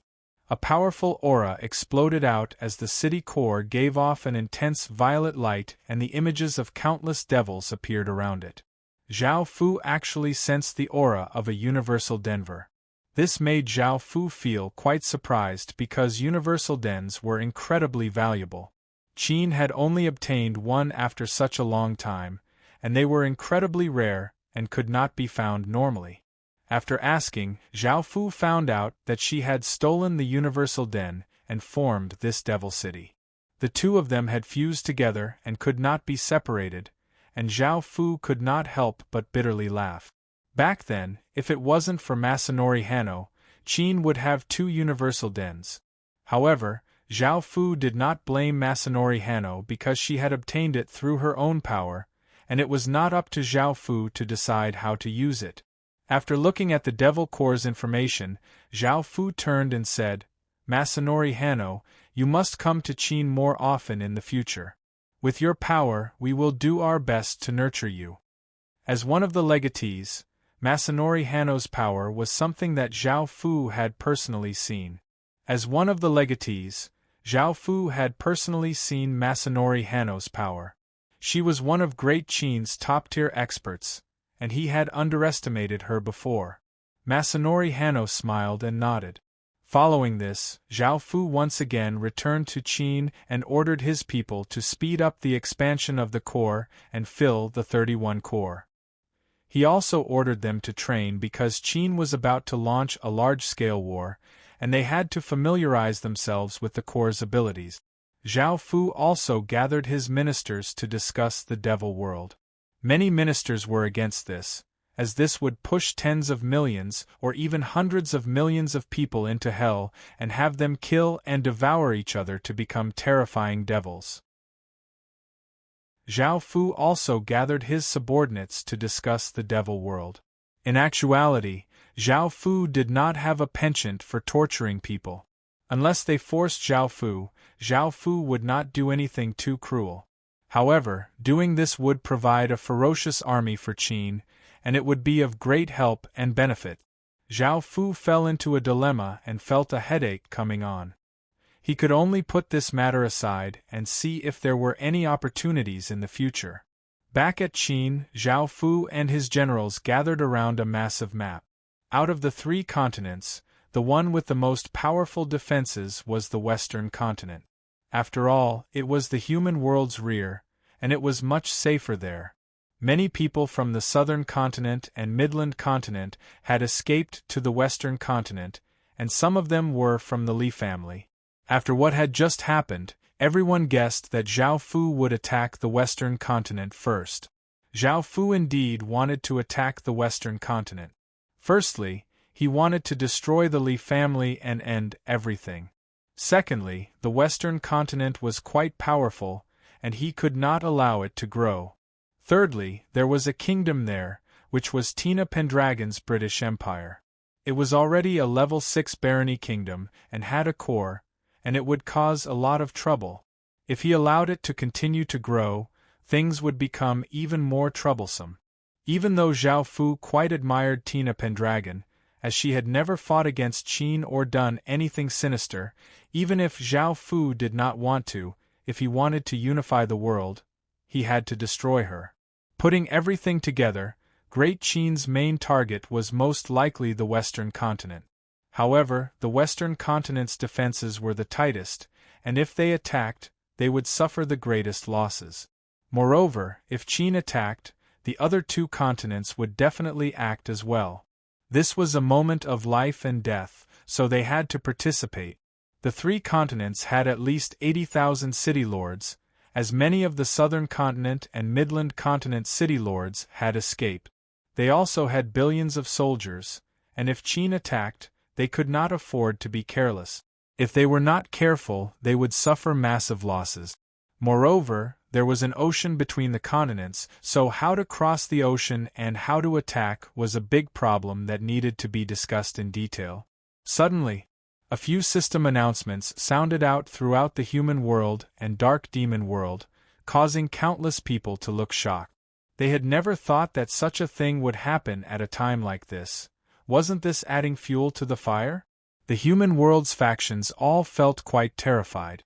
On the other hand, the dark demon world's people's expressions were quite unsightly. A quarter of their world's territory had been conquered by a mysterious faction, and their situation was quite bad. Now that something like this had happened, their situation had become quite difficult. These were the hints that caused the expressions of the people from the two worlds to change greatly. System announcement. A change in fate has occurred, and the heavenly domain boundary between the human world and dark demon world has begun to fuse. Warning. The range of the fusing is becoming larger and stronger. Warning. The fusing is continuously expanding, causing the heavenly domain boundary between the two worlds to disappear, and the passageway between the human world and dark demon world will officially open. Warning. If the passageway between the two worlds is opened, there will be some sort of change. Both sides, please make preparations. Warning. The fusing is accelerating, and the passageway between the two worlds is about to open. Boom! A massive sound rang out throughout the two worlds, and it was as if the heavens and earth were collapsing. In front of this sound, countless people felt incredibly small, and their bodies and hearts trembled. At the border between the human world and dark demon world, countless savage cracks spread out, covering thousands of regions. Even from far away, people could see this shocking scene. The horizon was covered by countless massive cracks, and countless traces of demonic chi flowed out from them. The sky seemed to collapse, and the heavens and earth dimmed as a dark aura flowed from the dark demon world into the human world. Everyone felt as if they had fallen into an icy cavern, and their bodies felt incredibly cold. Bang! Bang! Chapter 10:27. As the shards continuously fell, the dark demon world's demonic chi ferociously flowed into the human world. The human world's spirit chi was forced back, and the massive amount of demonic chi caused the beasts and plants in the boundary regions to become demonized. In the end, everything settled down. The two worlds were connected without any obstructions, and one could reach the dark demon world with just a single step. As everyone stared in shock at what had happened, Zhao Fu received system announcements. There were more of them than ordinary people, and he knew exactly what had happened. He could not help but loudly laugh. He had never thought that something like this would happen. This had resolved a big problem for Qin. The following were the system announcements that no one had received. System announcement. The Night Dynasty controlled by Qin has cleared out 1/3 of the Dark Demon world's southern continent and obtained control over these regions. A large amount of the Dark Demon world's fate has flowed into the human world. System announcement. Because of the heavenly domain boundary, a large amount of fate cannot flow in. System announcement. More and more fate has been blocked by the heavenly domain boundary, causing the heavenly domain boundary to change. System announcement. Because Qin's fate has taken control of the human world, it has started to flow into the heavenly domain boundary, causing the heavenly domain boundary to change. System announcement. The two waves of fate have caused the heavenly domain boundary to fuse, and the passage between the two worlds is about to open. System announcement. A large amount of the dark demon world's fate has flowed into the human world, and Qin's fate has greatly increased while the dark demon world's fate is gradually weakening. At first, Zhao Fu had been worried about how to open the heavenly domain boundary, and he had never thought that it would be resolved so easily. It was as if Zhao Fu had not done anything at all, and it was just the Night Dynasty clearing out the regions. This was because the southern continent of the dark demon world was now completely controlled by Great Qin. Because of the heaven domain boundary, it was impossible for people and city lords to quickly come and go, nor could they relocate. If something urgent happened, Great Qin would not be able to quickly rush over. Now that there was no heavenly domain boundary, Zhao Fu could truly turn the southern continent into his territory, and he did not have to worry about the other continents in the southern continent. The southern continent's population and city lords could be transferred at will, which was quite convenient. Zhao Fu could put all of the southern continent's population and city lords under Qin. This was especially so for the 20,000 or so city lords and the Night Dynasty's massive army. Zhao Fu could now mobilize them, and now that Qin was about to start the war, their help would be a massive boost. Now that Qin City's military strength and city lords were not much different from the other three continents, Zhao Fu couldn't help but feel a little more confident. Your Majesty, now that such a big change has occurred, we need to discuss this again, Wei Liao said as he smiled and cupped his hands as he understood something from Zhao Fu's smile. Zhao Fu nodded his head with a smile. Now that the southern continent of the demon continent had joined the fray, all the plans that he had previously made could be nullified. Everyone continued to discuss. The northern continent was covered by a dark haze, and everyone's expressions were quite serious and quite unsightly. They all had sullen expressions because the fish-scale world had already invaded the southern continent twice, and now it was their turn to do the same. What's more, the other side was the demon race, which was even more powerful than the fish-scale people. No one's expression would be good in such a situation. Back then, the fish-scale world had swept through the southern continent, looking as if they were going to destroy the human world. If it wasn't for Qin forcing the fish-scale world back by himself, the human world might have long since been destroyed. The southern continent's people had all fled, and now that the southern continent had been conquered by Qin, the southern continent's people could only live in other continents and receive strange gazes from the other continents. Now that they were facing the even more powerful demon race, the northern continent's fate might be the same as the southern continent's. Moreover, the human world had already experienced 2 world wars and had suffered great losses. Now that they were facing a 3rd world war, did the human world still have any hope?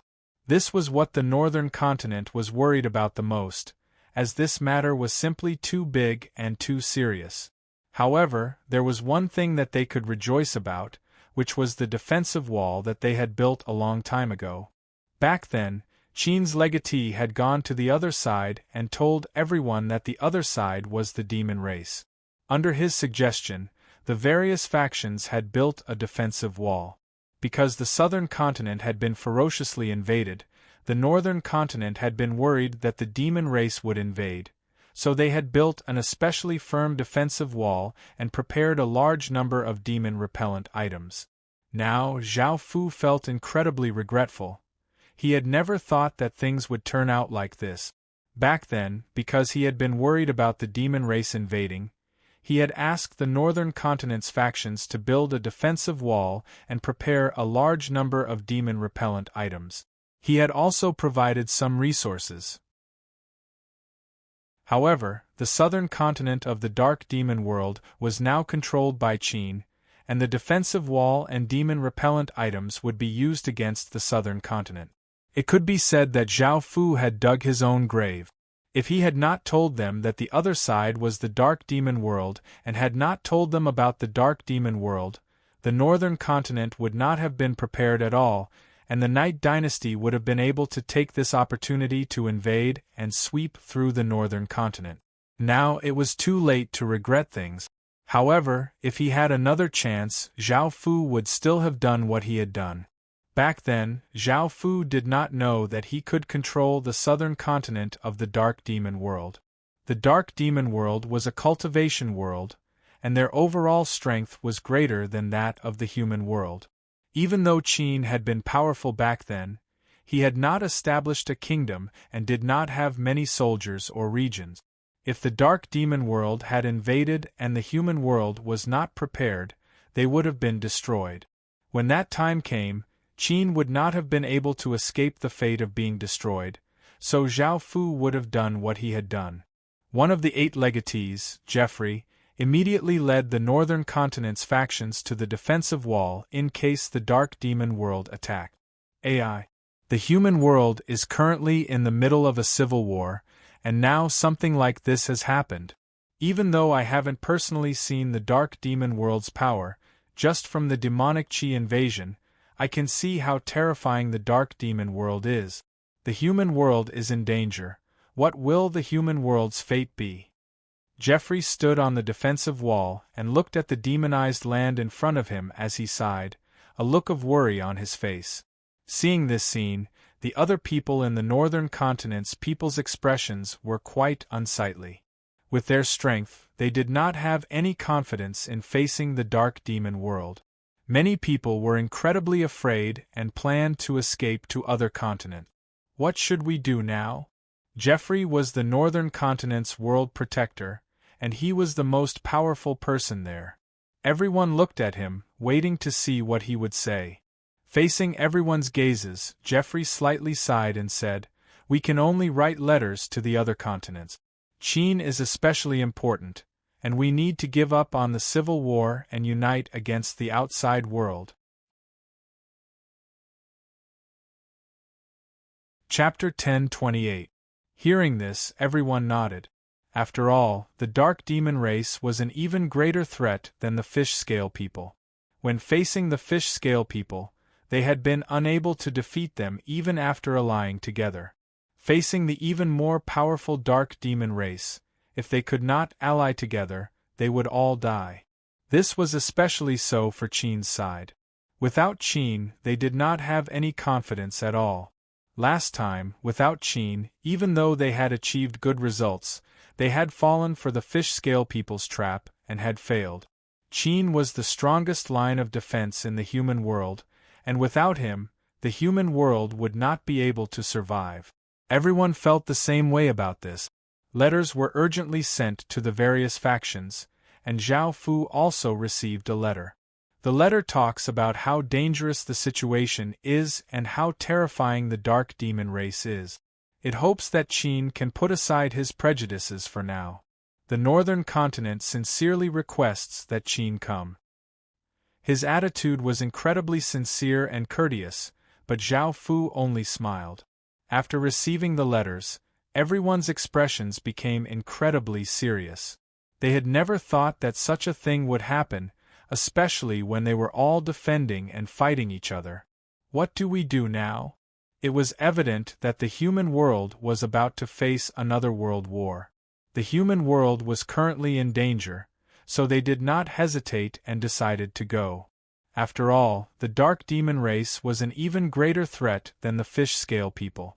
With their sturdy defensive walls and many items that could counter demons, they might have a chance. Once the Dark Demon race broke through their defenses, they would have nothing to defend against. At the same time, they looked at Qin, feeling quite uneasy and uncertain. They were not sure if Qin would come, as Qin had not come last time. If Qin still did not come this time, they could only sigh and be powerless to change Qin's decision. Right now, no one dared to cause trouble. Before, they had tried to slander Qin and cause trouble for Qin in order to slow down his development. However, Qin now had the power to threaten the world.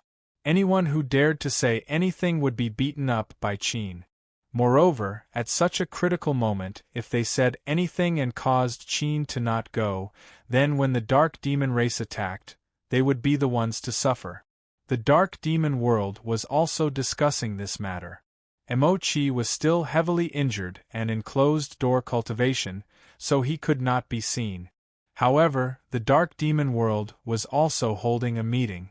This was because the human world was no longer the weak chicken world that they had thought it was before. This was because their world had Prince Qin, and the Qin Empire was even more terrifying. Just thinking about it made people feel afraid. Back then, 2 world protectors and 10 or so dynasty legatees had used their nation armaments, but they were still unable to defeat that monster. Their world's most powerful expert, Emochi, could only escape with heavy injuries. It could be said that they were quite worried that the humans under Qin's lead would break through the dark demon world, and the dark demon world was not prepared at all. The current situation was giving them a headache. They were threatened by the mysterious force internally, and Qin was in danger externally. However, the only fortunate thing was that the dark demon world's southern continent was connected to the human world, and the southern continent was occupied by a mysterious faction. No one knew if there would be a battle between the two sides, and what everyone wanted to see the most was for the two sides to fight while they cleaned up the mess. Of course, just in case, they had to make preparations in case the dark demon world suddenly attacked and they were caught off guard.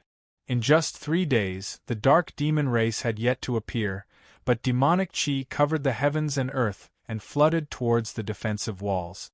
The northern continent's people on the defensive walls felt a shocking sense of danger, and their hairs stood on end as they cried out in terror, "The dark demon race is about to attack. Why haven't the humans come after preparing for so long?" The northern continent had 7,000 or so regions, 27,000 or so cities, and 2.5 billion soldiers. By now, 80% of the city lords and soldiers were gathered on the defensive walls. In the dark demon world's southern continent, Yitsong gave a trace of a smile as he looked at the 2 billion soldiers. There were only 1 billion soldiers in the army, while the other 1 billion were players or independent players. They gave off a terrifying aura that shook the heavens. The ancestor next to him said, "Yitsong, won't it be too difficult for our faction to attack the human world by ourselves? Also, the mysterious faction's people haven't come to help yet. I heard that the human world isn't easy to deal with either. Qin's legatee and the Qin Empire are incredibly powerful, and with our current strength, we most likely won't be able to defeat the Qin Empire." Yitsong smiled and did not reply. After all, he could not say that the person in front of him was Qin's legatee, right? "I naturally know that, and I've long since made preparations. Don't worry." Hearing Yitsong's confident words, the ancestor nodded. He trusted Yitsong quite a bit. Roar, roar, roar. Countless beast roars sounded throughout the sky, causing the weather to change. The ground started to violently tremble, and the people on the defensive walls felt a massive pressure. Countless demonic beasts roared and surged towards the defensive wall like a flood. There were also countless demonic birds in the sky, covering the entire sky as they pounced towards the defensive wall. The scene was extremely shocking. Yitsong had driven away the demon beasts at the border of the southern continent, and there were hundreds of millions of demon beasts. Sensing the humans' auras, the demon beasts all revealed bloodthirsty and cruel gazes. Jeffrey and the other leaders did not look too surprised, and they had already prepared for the worst. Facing the incoming demon beasts, the people on the defensive walls raised their shields, and the countless archers took out arrows covered with talismans. The talismans on the arrows were white talismans that dealt great damage to evil creatures. Swish, swish, swish, countless arrows brought with them white light as they shot out with immense power. They tore through the air and pierced into the bodies of demon beasts, causing them to howl in pain. The arrows brought with them white light, causing them to feel immense pain. Some of the demon beasts that were hit in their vitals immediately died. Because there were many humans and they had white talismans, the first wave of attacks dealt great damage to the demon beasts, and at least 30% of them died. Just 3 waves of attacks would be enough to deal with these demon beasts. However, Yi Tsang could not allow this situation to continue, so he attacked from the other side. 20 core formations suddenly leapt towards the defensive walls. Swish, swish, swish, countless arrows tore through the air as they shot towards the defensive walls, and the humans immediately raised their shields to defend. At that moment, the dark demon world's true advantage was revealed. Chapter 10:29. After going into the true world, almost all of the players had Stage 1 cultivation, and most of the players had Stage 2 cultivation. Some of the more powerful players had Stage 3 or Stage 4 cultivation. This was the Dark Demon world's great advantage. Even though the soldiers on the defensive walls raised their shields to block, they were forced back a few steps by the arrows from the Stage 2 cultivators. If they faced an arrow from a Stage 3 cultivator, they would be sent flying. The defensive formation was immediately broken, and they were unable to protect the soldiers behind them. The Night Dynasty's soldiers took this opportunity to shoot out a large number of arrows, and the people on the defensive walls were all hit. They cried out in pain, and there were many casualties. 20 massive creatures rampaged on the defensive walls. A demon crocodile that was hundreds of meters long opened its mouth, turning 1,000 or so people into meat paste in a single bite. A demon sword gave off a powerful demonic light as it quickly flew through the air, killing a large number of people. Another demon cow madly charged forwards, and even with countless shield-bearers blocking in front of it, it was completely useless, and they were all sent flying. The losses on this side were quite severe, and the other factions immediately sent reinforcements. At the same time, they found that the main force of the attack was on that side, so they left some people here to kill the demon beasts in case other dark demons attacked.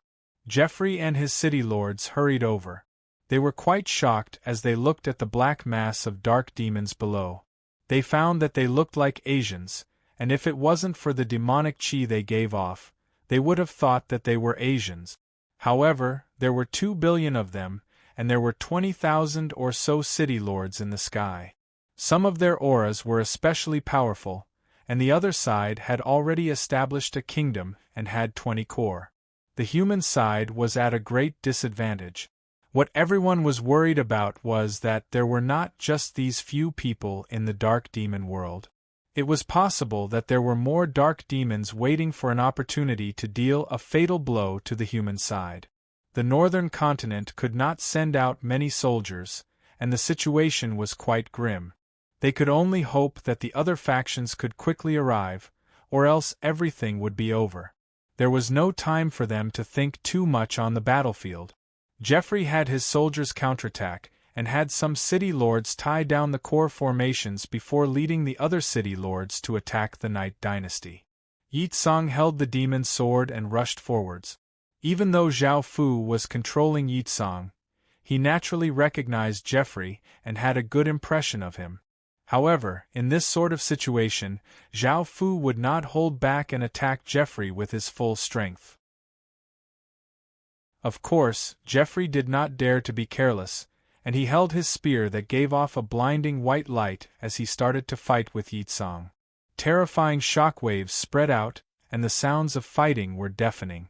The smell of blood was incredibly dense, and corpses littered the walls and ground. The battle was incredibly intense, and the northern side was at a disadvantage. This was especially so for their soldiers, who were completely suppressed by the dark demon world's side. At that moment, thousands of black-robed demons walked out, holding magic staffs and summoning black fog.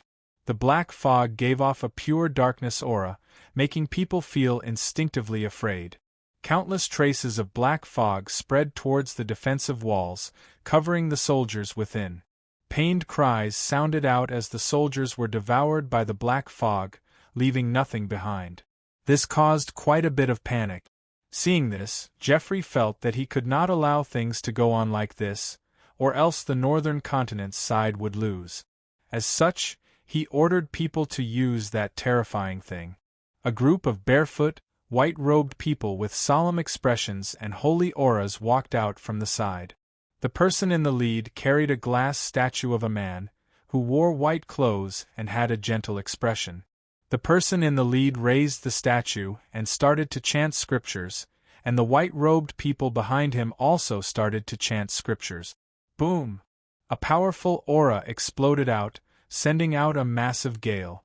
The statue gave off an intense white light before flying into the sky and shattering with a bang, but a massive image appeared. Immediately, a massive might covered the surrounding tens of thousands of kilometers. That figure was 1,000 meters tall and gave off holy light energy. Under its influence, the sky gave off a searing white light that was quite blinding. Sensing this power, Yi Tsang's expression fell. He wanted to stop it, but it was too late. The image stretched out a hand towards the sky, and all of the light in the world seemed to quickly gather. The white light in the sky made it difficult for people to open their eyes. Boom! Boom! Boom! 100 massive rings of light floated out from the white light and quickly landed on the ground. Massive explosions sounded out, and the ground continuously trembled. After everything settled, 100 massive black circles appeared on the ground. These circles were dozens of meters deep, and some of them were scorched black, as if they had been incinerated by a massive fire. There were charred corpses all around them, and this attack had caused the Night Dynasty to lose roughly 10 million soldiers. As for the statue in the sky, after unleashing this terrifying attack, it slowly disappeared and the sky returned to normal. Seeing so many people die, Yi Tsang was infuriated and attacked Jeffrey with all of his strength. Black sword lights flew out, and Jeffrey defended with great difficulty, feeling quite shocked at Yi Tsang's power. On the other side, some people from the Night Dynasty walked over to the corpses of the demon beasts that the northern side had killed and started to activate magic formations. A formless energy sucked away all of the blood, and the demon beasts' corpses withered. The demons formed from blood gave ear-piercing cries and rushed towards the defensive walls. There were not many blood-red demons, only a few million of them, but they were able to easily climb up the walls. The arrows that were shot at them would pass through their bodies without any effect. The arrows that were imbued with the white talismans only had a weak effect. Most of the northern side's army had gathered on the other side to fight with the Night Dynasty. There were not many soldiers left on this side, and they did not know how to deal with these demons. Soon, the blood-red demons climbed up the defensive walls and started to fight with the northern side soldiers. However, these demons were incredibly difficult to deal with and did not fear physical attacks at all. Even though the northern side soldiers were trying to think of ways to deal with them, they were continuously being killed by the demons, and their blood was sucked dry. The battle at the front lines was incredibly intense, and people continuously died. The northern continent's side was already at a disadvantage, and there was only a single group of dark demons attacking. More dark demons had yet to arrive. After hearing about the situation at the front lines, all of the northern continent's people's expressions became quite unsightly, and a wave of terror spread. The people in charge of receiving the various factions felt incredibly anxious because after waiting for so long, not a single person had come. Chapter 10:30. It was a moment of life and death, and seeing that no one had come, the people responsible for receiving them felt incredibly angry and anxious. Back when the southern continent had invaded, the northern continent had contributed greatly so that if they were invaded in the future, there would be people coming to help. Now that things had turned out like this, anyone would be angry. However, the northern continent was in a crisis, and the people responsible for receiving them could only send people to various factions to ask them to help the northern continent. Over at the other side, the continents had been prepared to go to the northern continent through teleportation channels. After all, how could the northern continent defend against the demon race by itself? If the northern continent was conquered, they would all die. As such, they had to go and support the northern continent. However, just as they were about to go, they found that they could not use teleportation channels. What had happened? Countless people looked incredibly confused. Following this, someone came to report that the path to the northern continent had been cut off.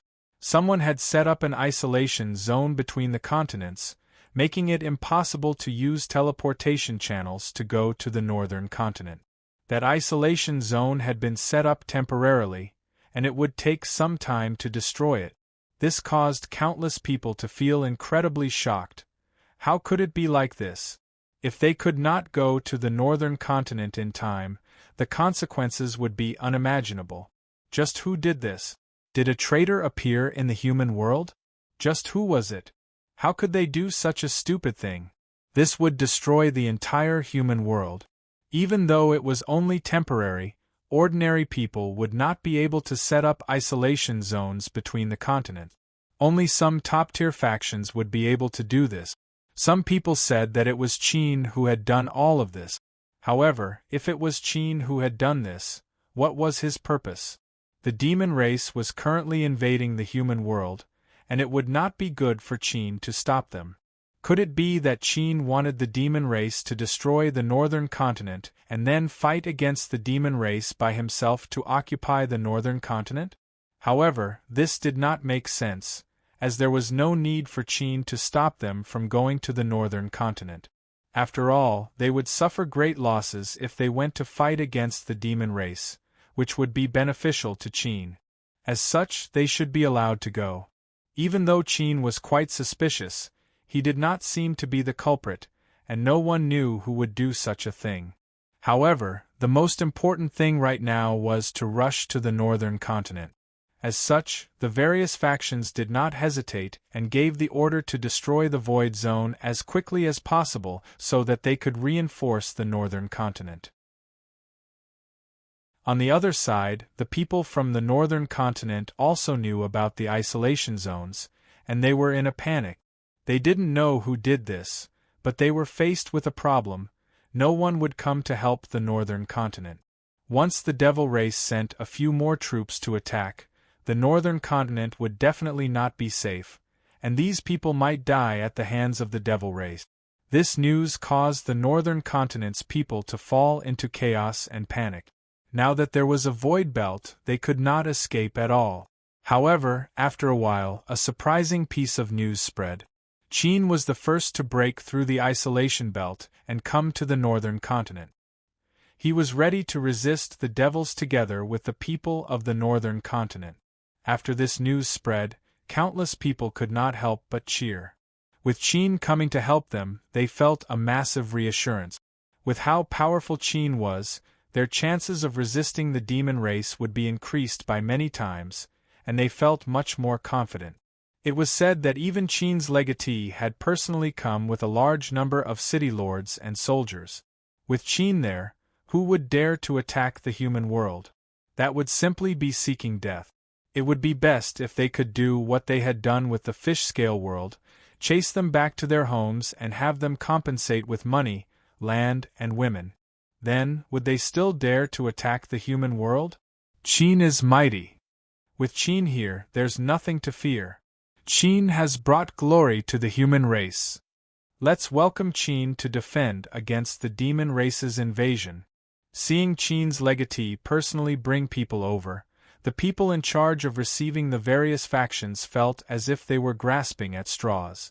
They excitedly went up and said, "This lowly one never thought that His Majesty Qin would personally come. We are truly grateful.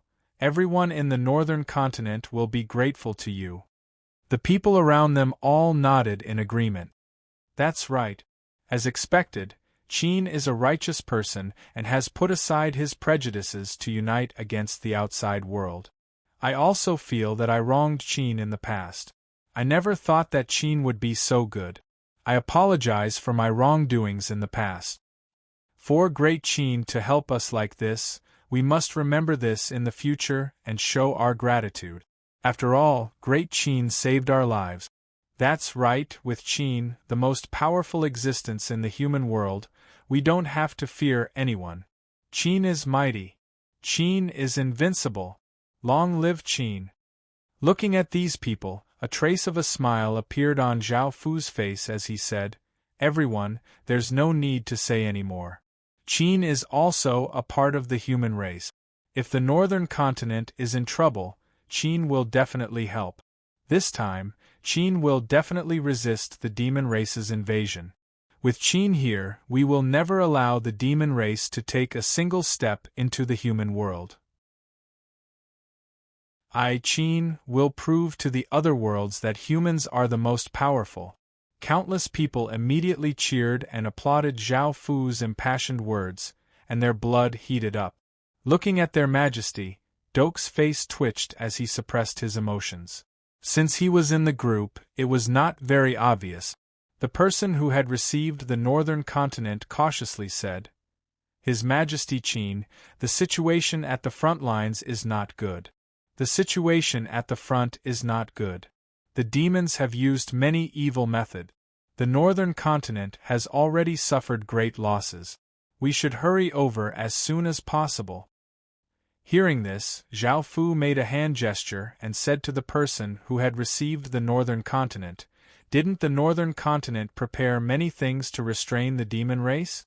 Why is the situation at the front lines still not good?" The person who had come to receive them did not notice Zhao Fu's actions and replied honestly, "It's mainly because that demon race is too powerful. If it wasn't for the fact that we made all sorts of preparations, our northern side would have long since been defeated, and would not have been able to last for so long." Zhao Fu nodded as he said, "So that's how it is. How many of you have gone to support the northern continent?" The person who had received the northern continent's orders gave a vague answer. He only said that most of them had gone and asked Qin to go to support the northern continent as soon as possible. After receiving Zhao Fu's order, Qin's generals started to prepare. The person who had received the northern continent's reinforcements immediately felt that something was wrong and had a bad feeling, so he gave a vague answer. Zhao Fu smiled as he said, "Don't worry. In the future, the northern continent will be protected by Qin, and the demon race will be resisted by Qin." Chapter 1031. The person's smile froze as he said, "What do you mean by this, Your Majesty Qin? The dark demon race is currently invading the human world." Zhao Fu smiled as he said, "As such, in the future, the northern continent will submit to Qin and will naturally be protected by Qin. You will not have to worry and can live peacefully. Qin will repel the dark demon race." Now that he had made things clear, the northern continent's people's expressions became quite unsightly.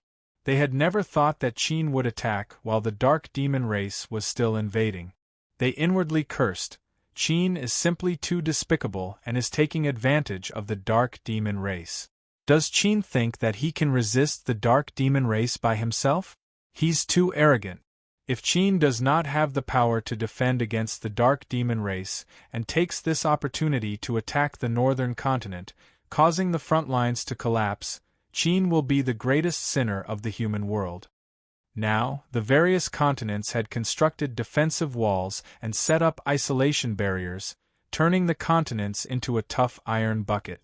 It would take Qin a lot of effort to attack them. The dark demon race was invading the northern continent, and the northern continent could not defend at all. As such, they needed other factions to enter. If Qin did not take this opportunity to enter, he would be too stupid. This was the reason why the Night Dynasty had started to invade the battlefield. The isolation barriers around the continents had also been set up by Qin. Hearing Zhao Fu's words, the northern continent's city lords and soldiers instantly turned and planned to run. However, Qin's countless city lords and soldiers were already prepared and immediately attacked, yelling, "Those who surrender to Qin will not be killed." There were only 10,000 or so people here, while Qin had tens of thousands of city lords and billions of soldiers. In front of this apocalyptic flood, They were only able to run a few steps before their legs became weak, and they knelt on the ground, yelling, "I surrender!" Of course, there were some people who did not want to surrender and desperately tried to run, but a few sword lights slashed out, instantly turning them into piles of dismembered corpses. Roar! Roar! Zhao Fu waved his hand and countless rings flew out. Wyverns gave off massive dragon roars that shook the surrounding thousands of kilometers. The massive dragons might cause the entire region to fall silent, and not a single creature dared to make a sound. Roar! Another 8 beast roars pierced through the sky. 8 terrifying auras spread out like a superstorm, causing the sky to change color. Countless wyverns danced in the sky, and the 8 aquatic beast kings were released. Their auras were even more powerful than before. Not only had they fought alongside Qin, but they had also attacked the cities and devoured the city cores.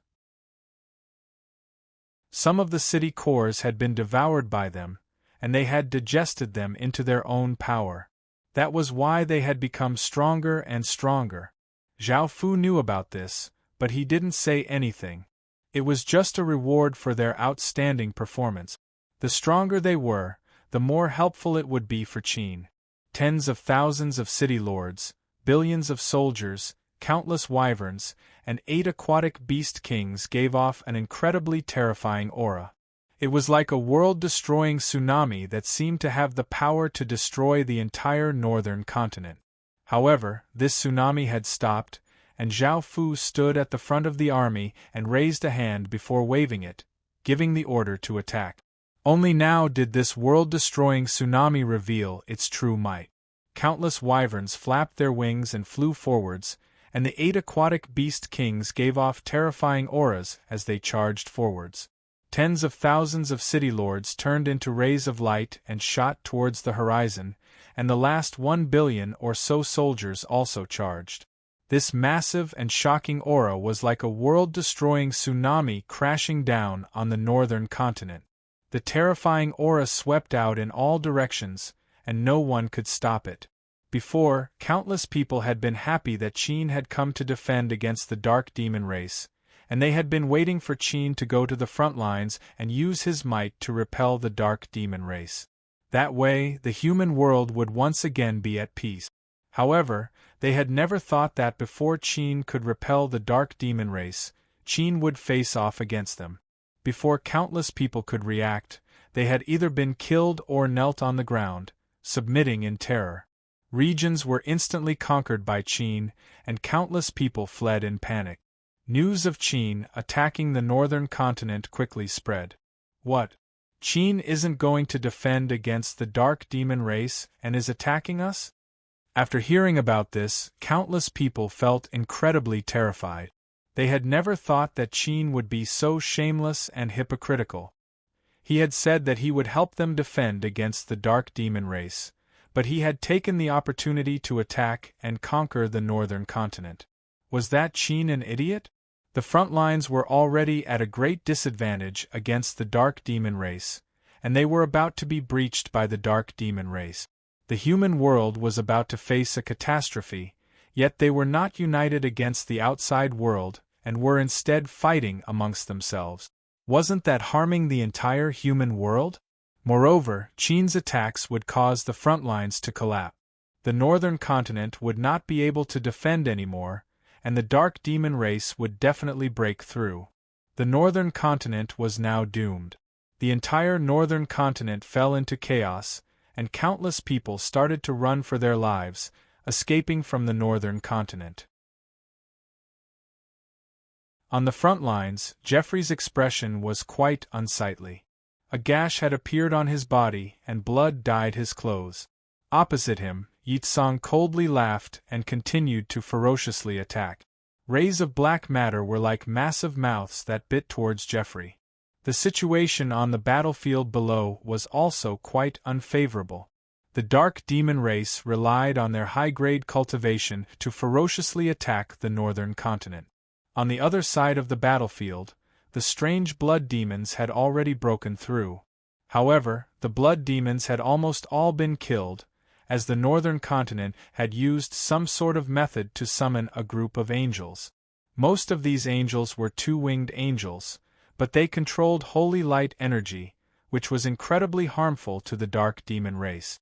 The Night Dynasty also used a blood sacrifice, summoning a group of large demons, and they were able to destroy the angels that the northern continent had summoned. The Night Dynasty had used up almost all of their methods, but the northern continent was still at a great disadvantage. They were being suppressed by the dark demon world side, and a portion of the Night Dynasty's army had already started to attack the city walls, planning to use that as a breakthrough point. If they broke through, they would be able to scale the city walls, and the northern continent would be caught in a pincer attack. When that time came, the northern continent would lose. We have to stop the dark demon race, Jeffrey thought to himself. However, something that shocked him happened. The city lords fighting in the sky suddenly lost their strength and fell to the ground, and the stats on the soldiers disappeared. What was going on? Chapter 1032. As the city lords and soldiers lost their power, the northern continent's factions suffered a heavy blow and were unable to withstand the Night Dynasty's ferocious attacks. The number of casualties rapidly increased, and the northern continent's morale plummeted. The Night Dynasty's attacks became even more ferocious, and it seemed that the northern continent was about to lose. Just what is going on? Why aren't there any reinforcements? Could it be that those people are just going to watch as the northern continent is destroyed? Is Qin not willing to act at such a critical time? Don't they understand that the demon race's invasion is not good for anyone? A loud cry sounded out, making everything clear. Things are bad. Qin has started to attack the northern continent from behind, and countless regions have been conquered by Qin. The northern continent is in chaos, and countless people have started to run. Hearing this, everyone felt a chill in their hearts. They had been desperately defending against the demon race's invasion, and they had never thought that someone would stab them in the back. What's more, it was not an ordinary faction but the most terrifying faction in the human world, the Qin Empire. 80% of their forces had been gathered at the front lines, and most of them had died. They were unable to defend against the ferocious Qin Empire at all. Qin was actually so shameless and despicable, taking advantage of the situation. Everyone understood that the northern continent was most likely finished. Now, they were not a match for the demon race, and Qin was stabbing them in the back, greatly reducing their battle strength. They were unable to defend against the demon race at all, and if they stayed here, they would all be wiped out. Run! Even without Jeffrey's order, the various leaders immediately led their people and ran, without even looking back. The northern continent's army completely collapsed, and countless people ran in terror while the Night Dynasty gave the order to chase after them. Behind them, Qin was like a black flood that flooded in all directions. Regions were quickly inundated, and there were no obstructions at all. Rumble! A group of black-armored Qin cavalrymen easily broke through a city and shouted, "Those who surrender will not be killed." Following this, a group of people charged in and swung their weapons, killing those who tried to escape or resist. Blood flew everywhere, and the scene was incredibly chaotic. Cries and cries continuously sounded out. Most of the people in the northern continent were Westerners, and there were some Aborigines. The Aborigines did not put up much of a resistance, but the rest of the people resisted fiercely, especially the United States, which had the slogan of freedom and democracy. Right now, this group was attacking their city. This place was not very suitable for a feudal system, and there were almost no dynasties here. Instead, it was dominated by individual factions, each doing their own thing. In the face of Qin's feudal and imperialist country, they resisted fiercely. There was a group of well-built men holding large sabers, axes and spears, and they charged out naked. They looked quite terrifying because Westerners were slightly larger than Easterners, and the leader of the group yelled, "Yellow-skinned monkeys, go back to your continent." Then, He led the others and rushed over, shouting. Qin's soldiers were expressionless. The captain of the cavalry didn't say anything. He was the first to charge. He squeezed his horse's legs and dashed forward like a dark shadow. The other cavalrymen followed him and dashed forward quickly. After a round and back, only corpses were left on the ground. Kill. His Majesty has ordered that anyone who doesn't surrender will be killed. The captain of the cavalry gave the order and continued to gallop forward on his horse. The other cavalrymen followed behind him, waving their sabers and killing those who didn't surrender. The cavalry took the lead and killed the other side's morale, causing the city to fall into chaos. Following this, the infantrymen charged in and started to kill those who didn't surrender. A few teams of Qin's shield-bearers worked together and forced thousands of people into a corner. The archers at the back started to shoot at those people, making it impossible for them to escape. They could only try to break out of the encirclement, but they were fiercely blocked by Qin's shield-bearers. In the end, they were either shot to death or hacked to death, leaving corpses all over the ground. After killing these people, Qin's soldiers continued to attack others. No matter if they were men, women, old or young, they would all be killed if they didn't surrender. The smell of blood spread throughout the entire city, and everyone was immersed in fear. The cold killing caused their bodies to feel icy cold, and they trembled. In the face of such bloody killing, democracy and freedom were no longer important. Survival was the most important thing, and everyone knelt on the ground, not daring to say anything or do anything. It was hard to imagine that the Westerners, who had caused chaos in the modern world, were all kneeling at the feet of Eastern people. Their faces were filled with fear, and they didn't dare to resist at all. Following this, the people who had surrendered were gathered at the center of the city. A young man wearing a mage's robe gave a faint smile as he walked over and pointed at a tall, snow-white Western woman with flaxen hair and snow-white skin. He said, "She has quite a bit of phoenix chi and can be taken back to serve His Majesty." A few soldiers immediately walked into the crowd and dragged the Western woman out, and she didn't know what was going on. A few soldiers immediately walked into the crowd and dragged the Western woman out, and she didn't know what was going on. She was quite good-looking, and she was afraid that the soldiers would try to rape her, so she immediately started to struggle and cry, "Save me, please spare me. This is my first time. Qin shouldn't treat prisoners like this." The other Westerners also thought that the soldiers were trying to rape the Western woman, as this was quite common on battlefields. Whether it was in the real world or the Heaven Awakened world, some people had even done such things when attacking other factions. Before the chaotic world, they had been princesses that were loved by everyone. If they wanted anything, there would be men who would prepare it for them, and they lived luxurious lives. All of this was because of their beauty, and it was because of their beauty that they had been reduced to such a state. Following this, the young man in the mage's robe pointed at a few women who had tried to use dirt to cover their faces, and they were dragged out. The women couldn't help but start to cry, and the other Westerners lowered their heads. They were furious but didn't dare to say anything, as they were afraid of the cold sabers in Qin's soldiers' hands. The sabers were still covered with blood, and the blood dripped down. Now, it was hard to say whether or not they could keep their lives, so how could they care about such things? The remaining women in the crowd all lowered their heads in fear, not daring to move at all. They were afraid that the young man in the mage's robe would point at them, and whoever he pointed at would suffer. Chapter 1033. A golden-haired woman hurriedly stood in front of the young girl and knelt as she begged, "Please spare my daughter. You can take revenge on me." This golden-haired beauty was extremely beautiful, and her figure was also very mature. Her large breasts were clearly visible, and many people couldn't help but cry out when they saw this beauty. It was as if she was a popular singer in the past. A trace of a smile appeared on the young man's face as he said, "Bring her back then. Even though she doesn't have much phoenix chi, perhaps His Majesty will like her more." If we can capture a woman that His Majesty likes, we'll all be rewarded with military merits."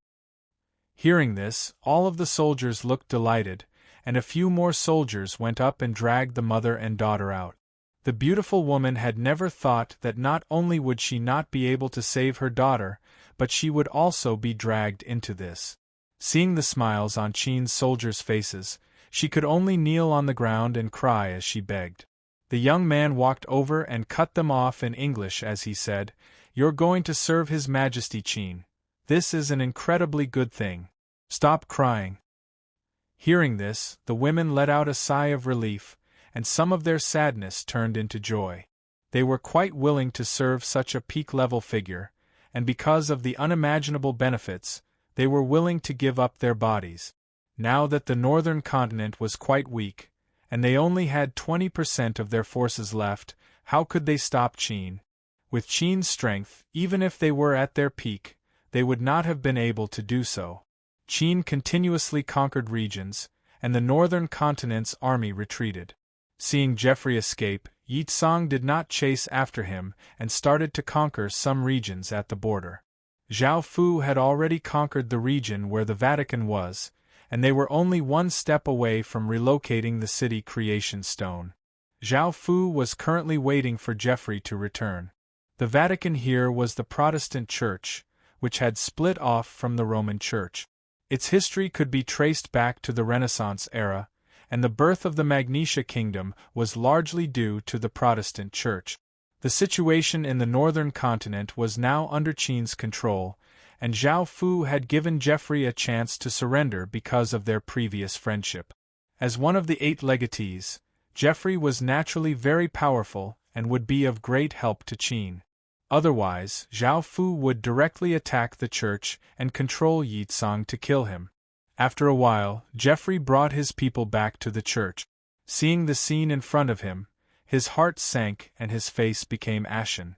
Looking at Zhao Fu waiting for him, he instantly understood what Zhao Fu had meant. "What's your decision?"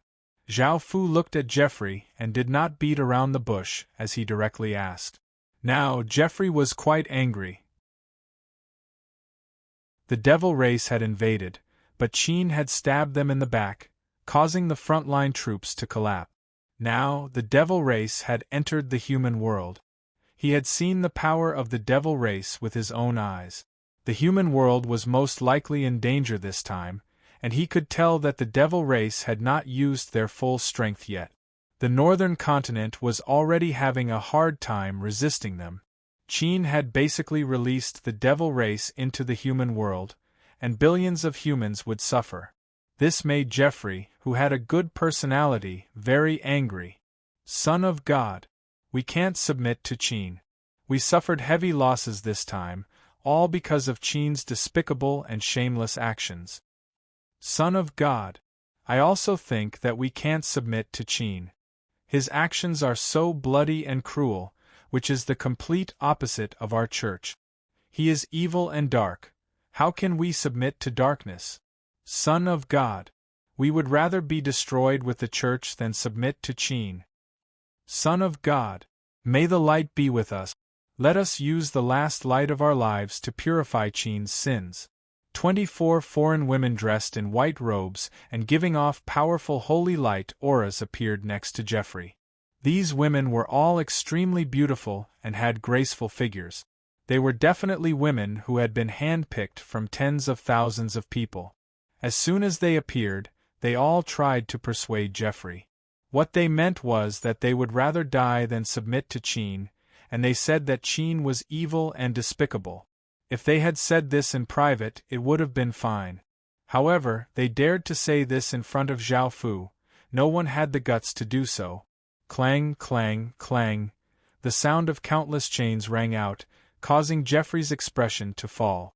Before he could react, countless chains shot out from the air, shooting towards the women in white with terrifying force. Seeing that the women's bodies were about to be pierced by the chains, Geoffrey hurriedly said, "Wait, don't kill them."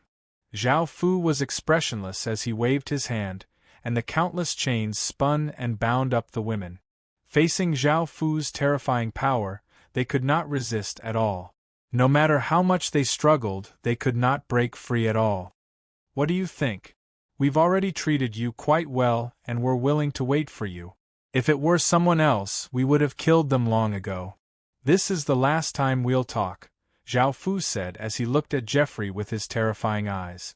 If Geoffrey was unwilling, Zhao Fu would immediately give the order to wipe out the church and kill everyone in the church.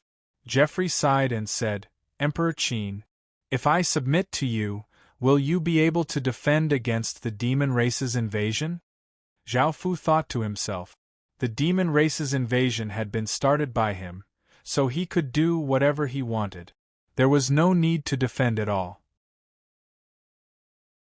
Zhao Fu would not tell him about this, so he only nodded and said, Since we did this, we naturally have the ability to deal with the demon race. You don't need to worry. Geoffrey relaxed. In actuality, he had already guessed it, but he was not sure. All right.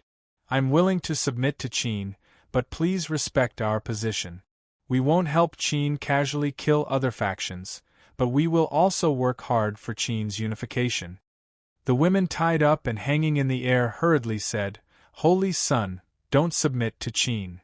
Arg, cries of pain sounded out as the chains around them tightened, causing the women to feel immense pain. Geoffrey hurriedly said, All right, Your Majesty Qin, I've decided to submit. I won't change my mind. A trace of a smile appeared on Zhao Fu's face, and he waved his hand, releasing the women. Now that he had subdued Geoffrey, he would most likely have to face the people from the other two continents. After so long, it was possible that they had already broken through the void zone.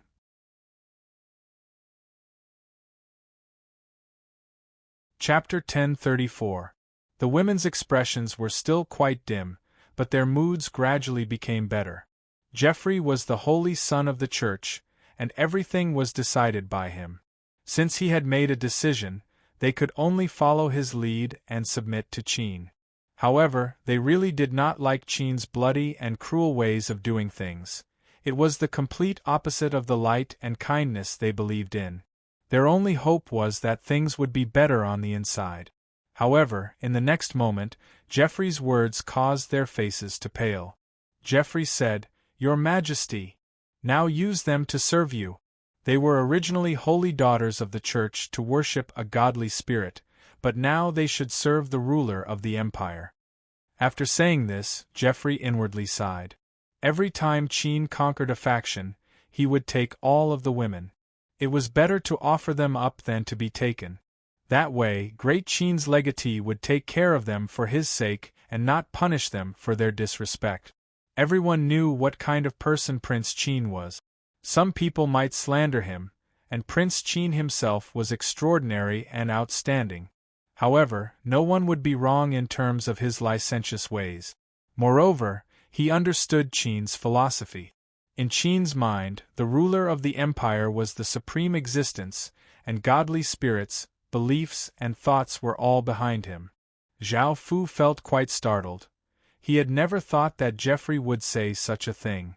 However, the situation was quite urgent, and Zhao Fu did not have the time to care about such things, so he refused and said, No need. Geoffrey felt quite surprised and said, Why, Your Majesty?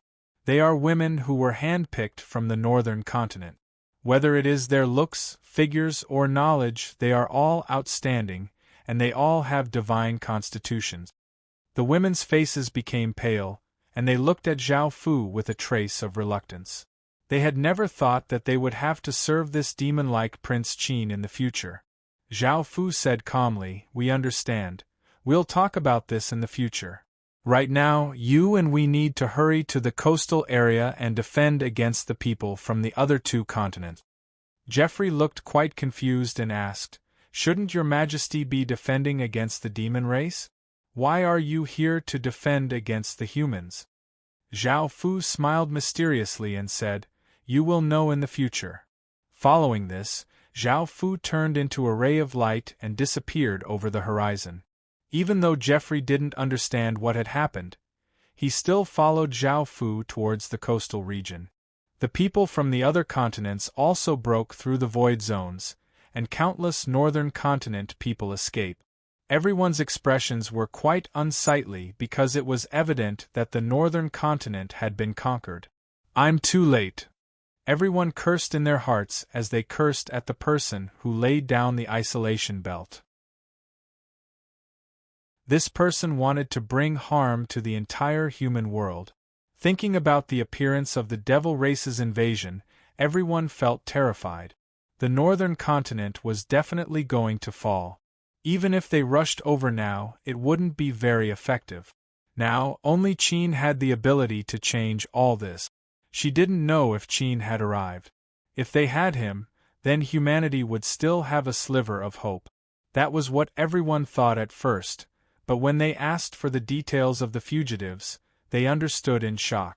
It's not that the devil race conquered the northern continent, but that Qin took advantage of the situation and invaded the northern continent.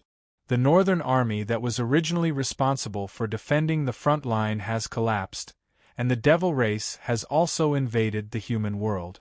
Now the northern continent is in chaos, and no one knows what will happen next.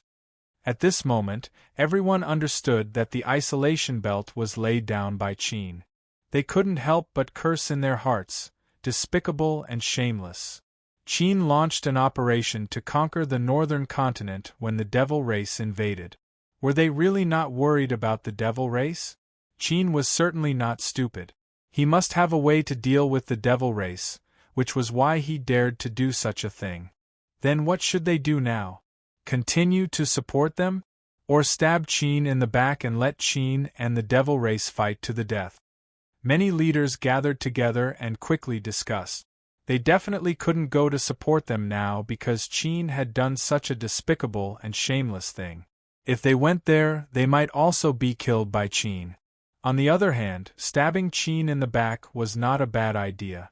They could use the devil race to heavily injure Qin, which would make their situation much safer.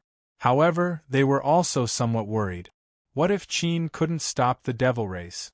After a detailed discussion, they decided to stab Qin in the back.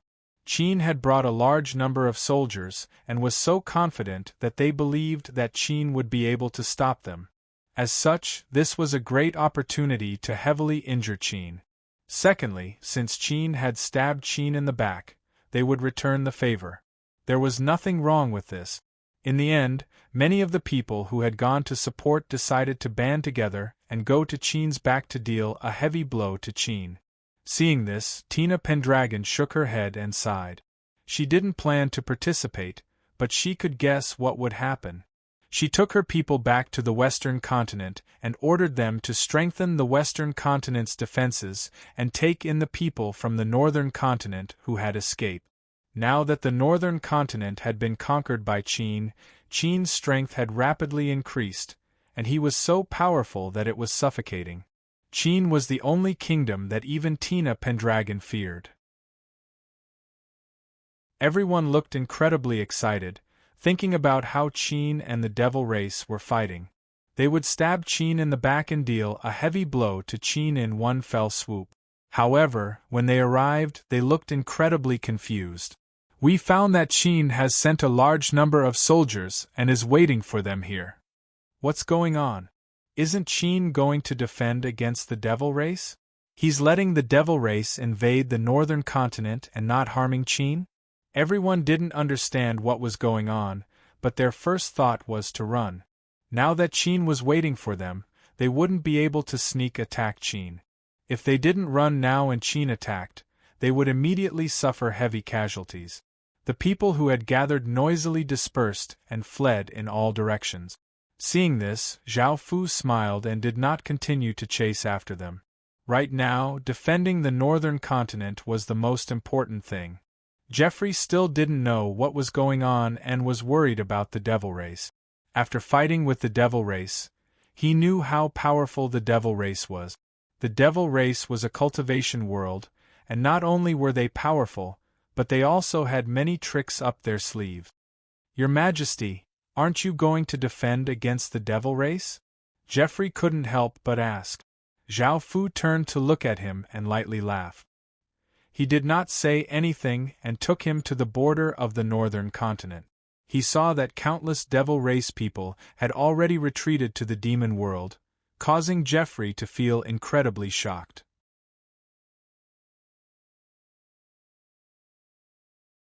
Chapter 1035. Now, Geoffrey's mind was in chaos and he could not understand what had happened. He suddenly thought about how Zhao Fu had been calm this entire time and did not seem to care about the demon race's invasion at all. Only then did Geoffrey understand. Zhao Fu had the ability to travel between worlds, so he definitely had made some sort of deal with the demon race. They had put on a show of the demon race's invasion together, and they had all been tricked by Qin. Thinking about that, Geoffrey felt quite dispirited.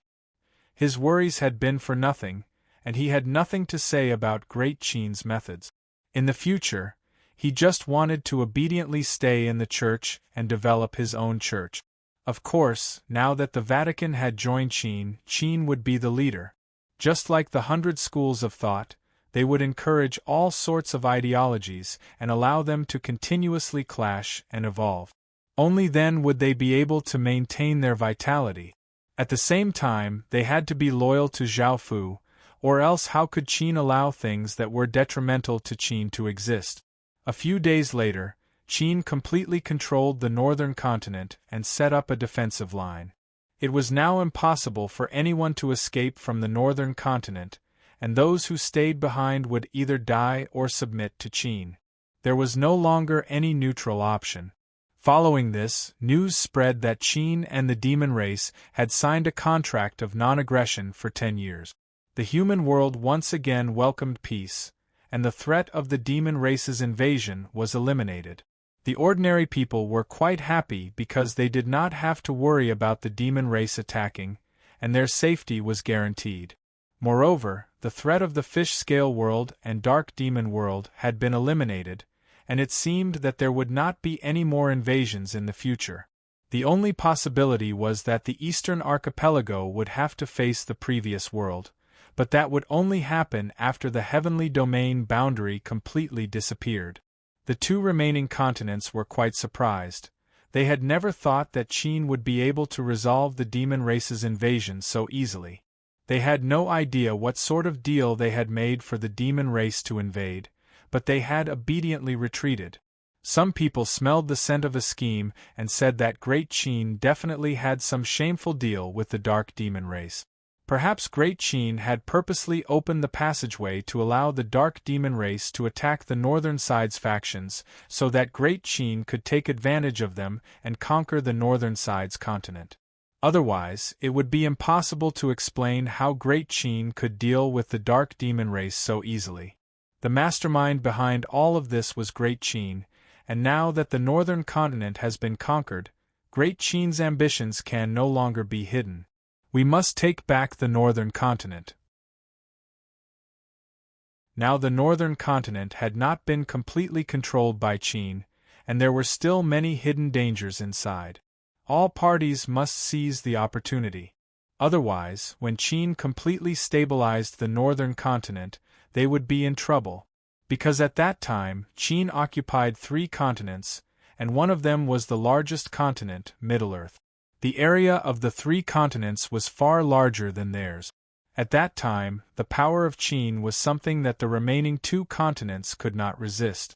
As such, the 2 sides launched a few probing attacks against the northern continent. However, Zhao Fu did not mind, and he used the defensive measures that the northern continent had set up to defend against Qin to stop those people outside and speed up the process of digesting the northern continent. Seeing that they could not gain any benefits, these people naturally retreated. However, they had probing attacks against the southern continent and Middle-earth continent, but they found that the losses were too great, so they could only retreat. Now, their expressions were quite unsightly. The human world no longer had any power to stop Qin. Qin now had the power to unify the world, and the 2 continents were powerless to change the situation. In the end, they could only struggle at death's door. The dark demon world was quite surprised by this. They had been waiting for the 2 sides to fight, but they had never thought that the 2 sides would not fight and would instead make peace.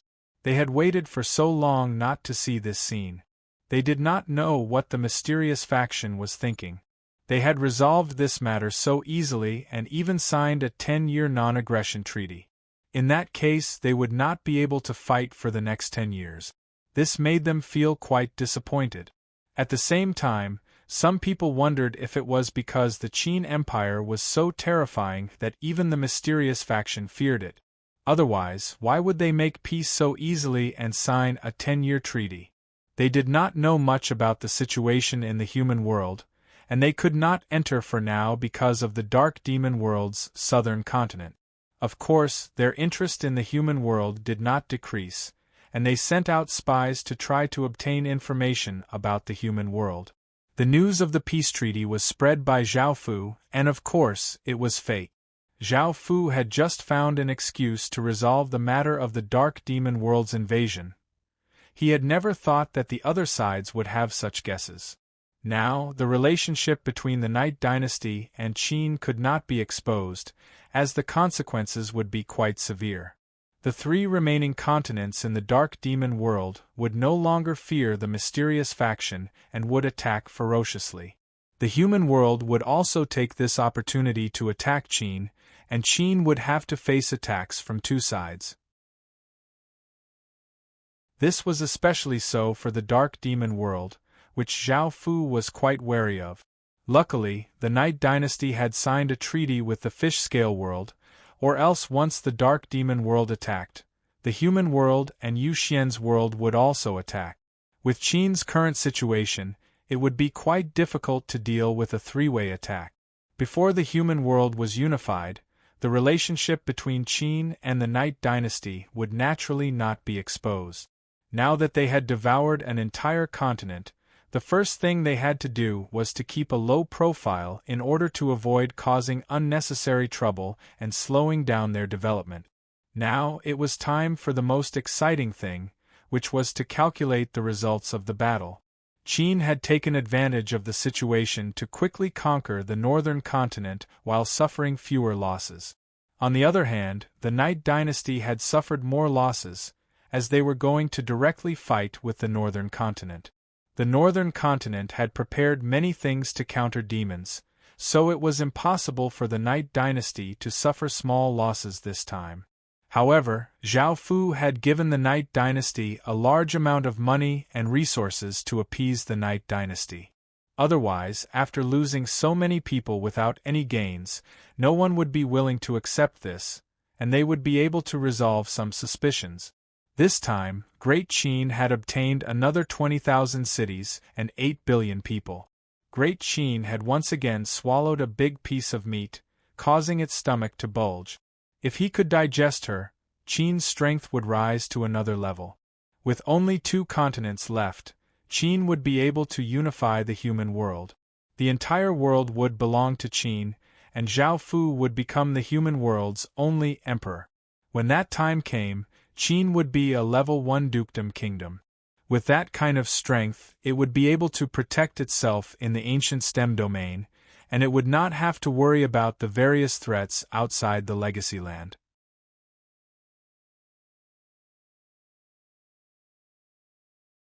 Chapter 1036. Zhao Fu did not plan to bring these people and cities back to Qin, and he left them in the northern continent. On one hand, he would be able to defend the northern continent, and on the other hand, if the dark demon world's southern continent was in danger, Qin would be able to send reinforcements. After dealing with the northern continent's matters, Qin once again entered a peaceful state of development, and the world once again welcomed peace. As long as Qin did not cause trouble, the world would most likely remain peaceful like this. Zhao Fu returned to Qin, and Li Si told Zhao Fu that it was time to confer titles. He said that he had brought back 18,000 or so foreign women with Phoenix Chi, and there were all sorts of races. Because the northern continent had been frozen in history, only a few indigenous people had survived. In modern times, all sorts of people had migrated over, resulting in the northern continent's current prosperity. The heaven-awakened world had inherited this, so the northern continent had spawned many races from all over the world. Zhao Fu had never thought that he would bring back so many women, and he was quite shocked at the number. He asked, "Do all of these women really have phoenix chi?" Li Si gave an ambiguous smile as he replied, "Don't worry, Your Majesty, they definitely have phoenix chi. The northern continent is a place where most of the fate in modern times is gathered, and its geography and culture are quite special, which is why there are so many people here. Most of the people in the palace are Eastern women, but as the ruler of the world, Your Majesty naturally cannot only have Eastern women. Otherwise, the commoners will think that Your Majesty is biased towards the East and hates the West, causing conflict between different races. As such, this lowly subject gave the order to bring back any woman with phoenix chi. They all have their own characteristics and are quite beautiful. They also have all sorts of professions and can satisfy any of Your Majesty's needs. In order to satisfy Your Majesty's preferences, this lowly subject has also researched the real world's culture and made some clothes." Also, before Li Si could finish, Zhao Fu cut him off because he had been too considerate of Zhao Fu and had made all sorts of preparations. Zhao Fu felt quite embarrassed, and Zhao Fu did not think that he was very lecherous. Li Si smiled as he replied, "Your Majesty isn't a pervert, but a playboy. As the emperor of a generation and the future emperor of the human world, it's only right for you to be a playboy. However, I feel that Your Majesty is too refined and restrained and has too few concubines." When Zhao Fu heard this, he really wanted to hit him. However, considering that he was loyal to him, he let it go. "Give me the imperial edict, and I'll leave everything to you. I won't go. And those women who don't have much phoenix chi left in the future, don't bring them back to Qin. Let them go." Zhao Fu said to Li Si. Li Si froze, not expecting Zhao Fu to say such a thing. He thought for a moment before reminding Zhao Fu, "Your Majesty, Qin needs phoenix chi, and phoenix chi can give Qin all sorts of benefit. It can also cause Qin's fate to quickly grow and purify it. Even though they don't provide much, there are still many of them. Also, it's their honor to be able to serve His Majesty in Qin's imperial palace, and Qin has given them all sorts of benefits. Most of them have volunteered. To be able to serve His Majesty in Qin's imperial palace is something that many women dream of. Ordinary women don't have phoenix chi, but they don't even have a chance to enter Qin's imperial palace." Zhao Fu didn't know how to respond, so he just said, "I know, but there are simply too many of them. If this continues, my imperial palace won't be able to hold so many people." Seeing that Zhao Fu's attitude was clear, Li Si didn't say anything else. In actuality, he wanted to say that the imperial palace should be expanded by many times, but even the emperor of Qin didn't want to do this. As such, he naturally wouldn't say anything else in case he made Zhao Fu unhappy. Li Si nodded, indicating that he understood Zhao Fu's intentions. He smiled as he handed over a few long scrolls of imperial edicts, and Zhao Fu took out the royal seal of Qin and stamped them one by one. These imperial edicts were immediately acknowledged by the kingdom's fate. Following this, Li Si took these imperial edicts and left. Zhao Fu stayed in the Great Hall and read through all sorts of memorials to understand what was happening in various places. The human world was now tens of times larger than before. Even though Qin hadn't unified the world yet, it occupied 3 continents, and its land area was more than 10 times larger than Earth's. Millions of memorials were sent to various places every day. How could Zhao Fu read all of them?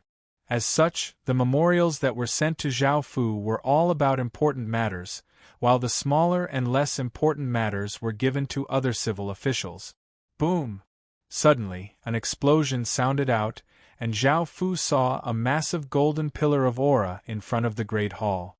It gave off a terrifying aura as it rushed into the sky and slammed into the sky. The aura at the top of the pillar of aura spread out, forming golden clouds, and the entire world was dyed a gorgeous golden color. Scree! A massive phoenix cry sounded out as the Emperor Phoenix statue turned into a golden phoenix and flew into the sky.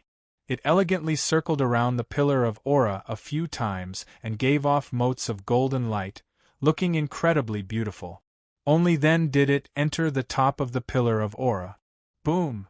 Another explosion sounded out as a massive aura spread out from the sky. Boundless golden light pierced through the clouds and covered Qin's territory, causing the heavens and earth to tremble. Countless traces of black fate continuously floated out, and a small portion of it dissipated. However, the remaining portion was more stable and pure, and it had a trace of crystalline color. Because Qin had just conquered the northern continent, the fate of Qin's northern continent was not very stable, and it roiled like an ocean. However, as the golden light covered this place, the ocean of fate gradually calmed down. Under the golden light, the residents of the northern continent, who had just submitted to Qin, felt their restless, and fearful hearts slowly calm down. The golden light covered the tens of thousands of residents of Qin, and everyone felt a warm power flow out from within their bodies. Their bodies felt incredibly comfortable, and some of their illnesses and injuries were slowly healed. Everyone's strength gradually increased. These abnormal changes caused the heavens and earth to change, and the people from the other continents saw a golden sun rise up from the Midland continent, giving off a brilliant golden light. The women who had been conferred titles were also covered by the golden light, and a massive power seemed to enter their bodies, causing them to slowly go through changes. Their skin became more and more white and tender, and they became younger and younger, and their minds became more and more refined. Zhao Fu looked at the golden phoenix in the sky. It was already 6,000 meters wide and gave off a blinding golden light, making it seem like a sun. At the same time, he felt a massive wave of power flow into his body. The phoenix crystal within his body absorbed this power and continuously grew, and Zhao Fu felt his body slowly go through changes. He felt that his constitution, power, and mind were all becoming stronger. Within Zhao Fu's body, the golden dragon laughed as it said, "Congratulations, your Emperor Phoenix statue is now half a clan armament. Because of how special it is even more powerful than ordinary clan armament." Hearing this, Zhao Fu lightly laughed and realized that he had asked Li Si to help him confer titles to those concubines. No wonder the Emperor Phoenix statue had reacted so strongly.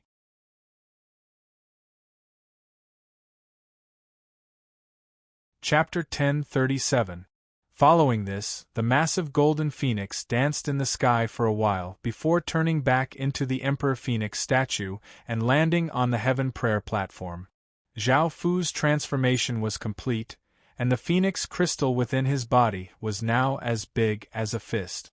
Zhao Fu could clearly sense that the phoenix crystal was giving birth to something, as it already had its own consciousness. Apart from this, Zhao Fu felt that he had become much younger, and his power had become greater. His lifespan had also increased, and the benefits were quite great. Afterwards, Zhao Fu heard that the women who had been made imperial concubines had their constitutions greatly improved, and their lifespans had also increased. Adding on the calming effects of the northern continent, the Emperor Phoenix statue's effects were far greater than what Zhao Fu had expected. Zhao Fu felt that the Emperor Phoenix statue's potential was not just that, and it seemed that he had to nurture it. Its power in the future would definitely not disappoint Zhao Fu. After coming out of the palace, Li Si had already conferred titles. Seeing Zhao Fu come out, he knew that it was because of the Emperor Phoenix statue, so he smiled and cupped his hands as he said, "Congratulations, Your Majesty." Zhao Fu gave a trace of a smile as he nodded and looked at the women. These women were quite daring, and they did not hide their seductive gazes at all. However, their kingdom had always been quite open, so it was understandable. Zhao Fu had people help them settle down and did not do anything to them. He returned to the palace and started to read through memorials. This went on for half a month, and because there was not much to do, Zhao Fu continued to read through memorials in the palace. It could be said that he did not spend much time on internal affairs. "Your Majesty, aren't you bored staying in the palace?" Li Muqing said with a smile as she brought some memorials. Zhao Fu raised his head and looked at her as he said, "There's not much to do right now, and everything is peaceful. I can only read memorials in the palace." Li Muqing lightly laughed as she said, "In that case, Your Majesty, why don't you go incognito and see the great lands that you've created? That way, you'll be able to see the true appearance of the Qin Empire and understand the people of the Qin Empire.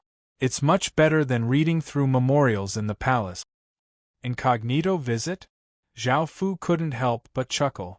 In the past, when he watched TV dramas, the emperor seemed to like to travel incognito, and then a series of interesting things would happen.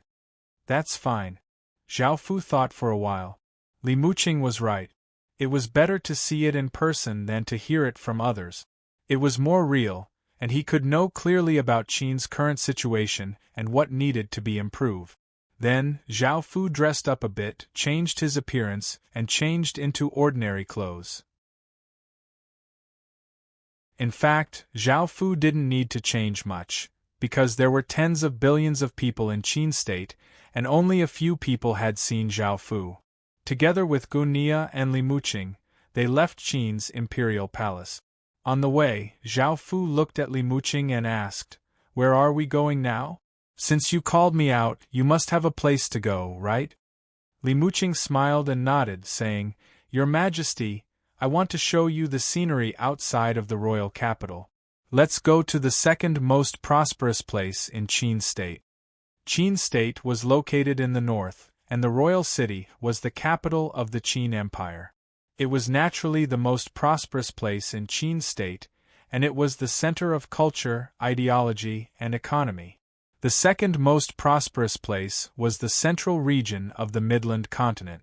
This was the most prosperous place in the Midland Continent, and there were countless sects and sects. There was dense spirit qi and many treasures. It had originally belonged to the Xia dynasty, but it now belonged to Qin State. The sects and sects there had not moved, so the prosperity there had not changed. However, it was definitely not as prosperous as the royal capital of Qin State. The three of them headed to the central region and arrived at a city called Godly Object City. This city was a level 5 great city, and it was located in the south of the central region. It was one of the larger cities in the central region. When Zhao Fu arrived, he saw that there were many people coming and going on the streets, and there were many hawkers on the street. The sounds of hawkers and laughter continuously sounded out, creating a bustling scene. Facing the empire that he had created, Zhao Fu was naturally quite interested. Normally, Zhao Fu did not have the time to care about these things, as it was enough to ensure the stability of the empire. As such, he had not personally seen what Qin State looked like. Now that there was so much land in Qin State, Zhao Fu had not been to 90% of it. Civil officials had always been in charge of managing it, while Zhao Fu had only stayed in the imperial palace to wait for the results. Zhao Fu was quite interested in this first visit, and he wanted to see things that he could not see from the imperial memorials. After walking for a while, Zhao Fu smelled a fragrant aroma. He turned and saw a peddler selling kebabs. Not only did he use spices, but the kebabs also gave off a wondrous aroma that made people want to take a bite. Li Muqing smiled as he said, "Sir, I'll buy some for you." Zhao Fu nodded and did not refuse. He wanted to try the kebabs, but after seeing the changes in Li Muqing, Zhao Fu felt quite surprised. Before, she had given off a scholarly aura, but now that she had become an official, she seemed much more approachable. Gunia stood by Zhao Fu's side like a block of wood, looking out for anything that might happen. "Sir, let me feed you." Li Muqing bought a few kebabs. Because she did not want to address Zhao Fu as His Majesty, she called him Sir. She blew on the kebabs before taking a piece of meat and gently placing it by Zhao Fu's mouth. Zhao Fu did not think much of it. After all, in the imperial palace, according to etiquette, there would be people who would take care of everything. However, at that moment, a chubby child pointed at Zhao Fu with a kebab in his hand and laughed as he said, "You're already so old, yet you still need someone to feed you? How shameful!" Zhao Fu looked quite awkward. A middle-aged man next to him patted the boy's head and smiled apologetically at Zhao Fu and the others as he said, "I'm sorry. Children don't know any better." Seeing that Zhao Fu had an outstanding aura and had his own guards and maidservants, this man was definitely not an ordinary person. He could not afford to offend such a person. Zhao Fu smiled as he shook his head, indicating that it was fine. The man smiled and inwardly let out a sigh of relief as he said, "I knew that Sir was a well-educated and well-mannered person. Qin is becoming better and better." Zhao Fu felt quite surprised as he asked, "Why do you say that?" The man smiled as he replied, "Now that Qin is encouraging the development of the academy, most of the young masters are gentle and well-mannered. Moreover, Qin's laws protect commoners like us.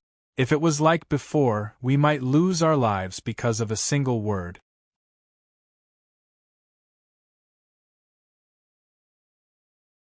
Chapter 1038. I want this boy to go to the academy to learn etiquette and knowledge. I want him to become an official and work for the Qin Empire. The little boy had just been patted by his father and looked quite dissatisfied. He pouted as he ate the meat skewers. Hearing this, he said angrily, "Dad, I don't want to be a civil official. I want to be a general like General Bai Qi. I want to expand His Majesty's territory and build a great empire for His Majesty." The man smiled as he rubbed the little boy's head and said, "That's fine. As long as you work for His Majesty and become an official, I'll support you no matter what you want to do." The little boy raised his head proudly and said, "Of course, I'm the general that the fortune-teller told me about. I'll definitely become a general in the future, and His Majesty will be very happy to see me. He might even take me as his godson." The middle-aged man couldn't help but laugh as he said, "Don't take the fortune-teller's words too seriously. There are many talented generals around His Majesty. Even if you become a general, His Majesty won't be very happy unless you have an amazing performance. Also, you want to be His Majesty's godson? If you can meet His Majesty, our ancestors will be very grateful." The little boy puffed up his cheeks and said angrily, "Humph! Just wait and see, Dad. His Majesty will definitely make me a general in the future. I'll make countless contributions, and His Majesty will reward me with treasures and beauties. You can live a happy life in the future." The man laughed loudly and replied, "Good, good, good. Dad is waiting." Zhao Fu stood there and looked at the father and son, feeling quite awkward. After all, he was the emperor of the great Qin Empire they were talking about. At this moment, the man looked at Zhao Fu. Because he felt that Zhao Fu was quite kind, he spoke more warmly and said, "Gongzi, the meat you bought is going to get cold. This is our local specialty, tiger beef. It won't taste good if it gets cold." Hearing this, Zhao Fu didn't ask Li Muqing to serve him anymore. He took the meat skewer and ate a few mouthfuls. He found that it was very delicious and the meat was chewy. Li Muqing stood at the side with a smile on her face. This was actually the reason why she brought Zhao Fu along. In the imperial palace, Zhao Fu was high up and sat in the most powerful position in Qin. Everything was carefully taken care of. It could be said that he lived like a prince and was above the common people. His attitude toward the common people also changed. The distance between them seemed to be getting bigger and bigger. In particular, Zhao Fu was already somewhat tempted by the idea of creating a monster world. It seemed that he also wanted to use bloody and cruel means to cultivate a large number of monsters. Li Muqing felt that it was better for Zhao Fu to be closer to the people. This was the blessing of the world and the joy of the people. The Qin Empire was a paradise, not hell. "Sister, you're so beautiful." The little boy's giggling words interrupted Li Muqing's thoughts. Li Muqing looked at the little boy and pinched his cute little face. After saying a few more words, the little boy left with his father. Sir, let's continue walking around. We've only just entered the Divine Object City, and there might be even more interesting things in the future, Li Muqing said as she smiled. Hearing this, Zhao Fu nodded. Following this, the three of them saw a place surrounded by people. Zhao Fu curiously walked over and found that it was a joust for a spouse, and he felt that it was quite interesting. However, the person looking for a spouse was not a flirtatious-looking woman but a delicate-looking man wearing green clothes and holding a bamboo flute. Overall, he looked quite decent and most women would like him. Zhao Fu felt that it was quite strange for men to have a joust for a spouse, so he couldn't help but ask, "Can men also have a joust for a spouse?" Before Li Muqing could reply, a young man holding a folding fan turned and looked at Zhao Fu with a trace of disdain as he said, "Brat, you're from the countryside, right? Your way of thinking is too old-fashioned and rotten." A trace of coldness flashed in Gunia's eyes. Someone had dared to speak to the Emperor of Qin like this. However, because Zhao Fu had no intention of doing anything, he did not do anything. Zhao Fu felt quite confused. When had his way of thinking become so old-fashioned and rotten? Wasn't he sitting at the center of Qin's power and thinking? Ahem, this lowly one is from the countryside and doesn't quite understand. Please forgive me, brother, Zhao Fu said as he cleared his throat and smiled as he cupped his hands. Seeing how courteous Zhao Fu was, the young man's attitude became much better. He returned the greeting and said, "This lowly one is called Xiao Yuan, a student of the South Lake Academy." "Brother Xiao, is this a common occurrence?" Zhao Fu asked. Xiao Yuan lightly nodded as he said, "Of course it's quite common. Right now, Qin's thinking is exploding, and all sorts of cultures are exchanging ideas. Our Majesty is also trying to develop this. No matter what it is, as long as it doesn't harm the country or the commoners, we should treat it objectively and rationally. We can't discriminate or insult other cultures, ideologies, or races. Qin's laws stipulate that if the punishment is light, the punishment will be an apology, and if the punishment is heavy, the punishment will be flogged. As such, all sorts of things are happening. For example, in the early days, some people started to think about women's rights and called for equality between men and women. This was supported by His Majesty, so this idea quickly spread. Now, many women aren't as weak as they used to be, and they need men's protection. Instead, they're filled with determination and strength, and some women are like men, using all sorts of methods to pursue the men they love. Also, the idea of us being men is gradually rising. What women can do, men can also do. Therefore, it's fine for men to hold a competition to find a spouse, as long as it doesn't violate the laws of Qin. After listening to the explanation, Zhao Fu couldn't help but chuckle. He realized that the people were indeed different from what he had imagined. Things were far from simple, and they were very complicated. Looking at the arena, there were indeed two women who went up, and they also fought with each other. In the end, a woman in a red dress won. She walked up to the young man, lifted his chin, and announced with a loud laugh, "You're mine now." Zhao Fu wasn't used to this, and he couldn't help but say, "Are all women so valiant?" Xiao Yuanchu opened his folding fan and fanned himself with a smile as he said, "I told you that your thinking is too old-fashioned and decadent. It seems that the culture of Qin is not widespread enough. Tell me about that small rural place you come from. Later, I'll write a letter for you and send it to the government office to see what's going on there. The county magistrate is a bit powerless, and he's really ashamed of being favored by His Majesty."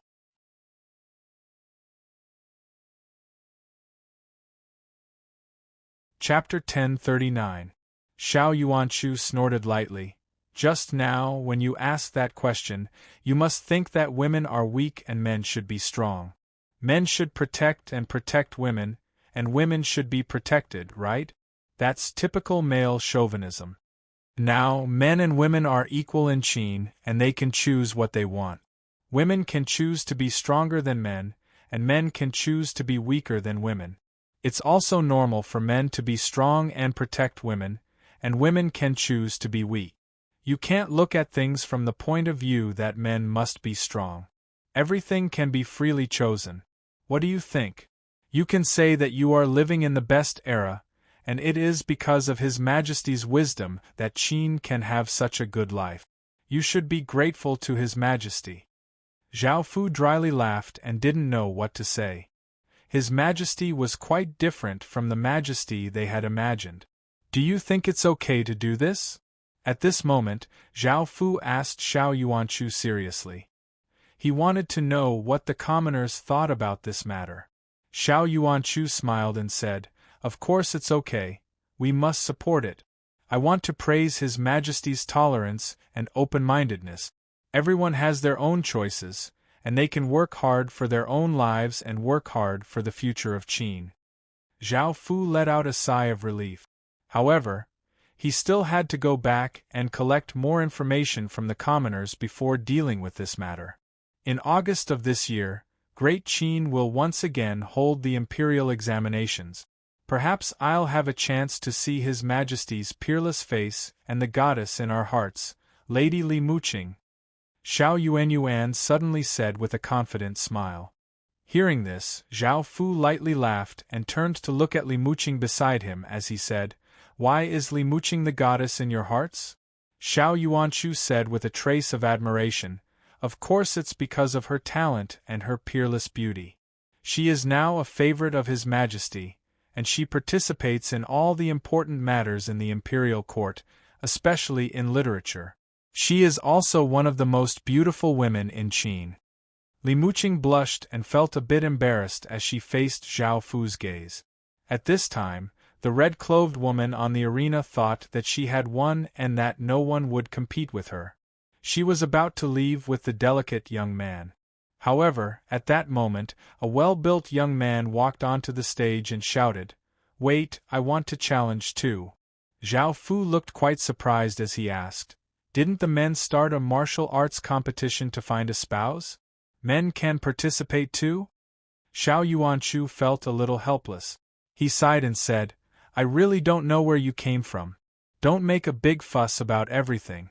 Can't men talk to each other? Since ancient times it has been between men, but because of ethics people are ashamed to mention it." His Majesty, as the greatest emperor in the human world, naturally wouldn't be restricted by such things. Moreover, this kind of thing was already very common in the original real world. Moreover, all sorts of ideas and cultures started to gather in Qin, causing intense clashes and changes. If they weren't properly dealt with, Qin would not be peaceful, and there might even be internal strife.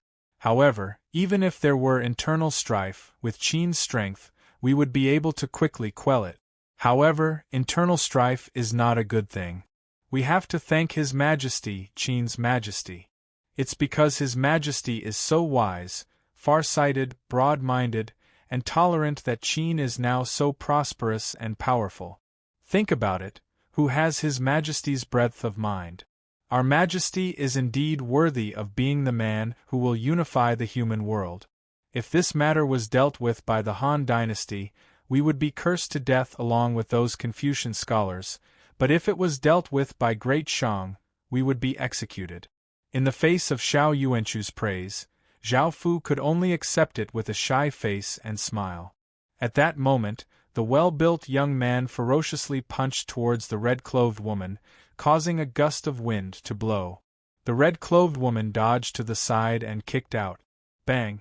A muffled sound rang out as the well-built young man was kicked in the abdomen. His body flew backwards and crashed to the ground, and he coughed up a mouthful of blood. The red-clothed woman rushed forwards, wanting to follow up with another attack. At that moment, a black-clothed man with a black bird embroidered on his chest and a saber at his waist said, "He's already lost, don't attack." Hearing the man's words, the red-clothed woman obediently listened, while the well-built young man sighed and walked off the stage by himself. It was as if the black-clothed young man's words could not be disobeyed. Zhao Fu looked at the young man, and Xiao Yuanchu thought that Zhao Fu, a country bumpkin, did not know who he was. Just as he was about to explain, Zhao Fu smiled and cut him off, saying, "I know who he is." The black-clothed young man was called the law enforcer, and his job was to maintain order and enforce the laws. He was also responsible for solving cases and arresting criminals. This was different from the guards who were responsible for guarding the city. The guards were only responsible for guarding the city, suppressing riots, and maintaining the general order of the city. They would not care about anything else, while the law enforcers were responsible for handling the various affairs of the people.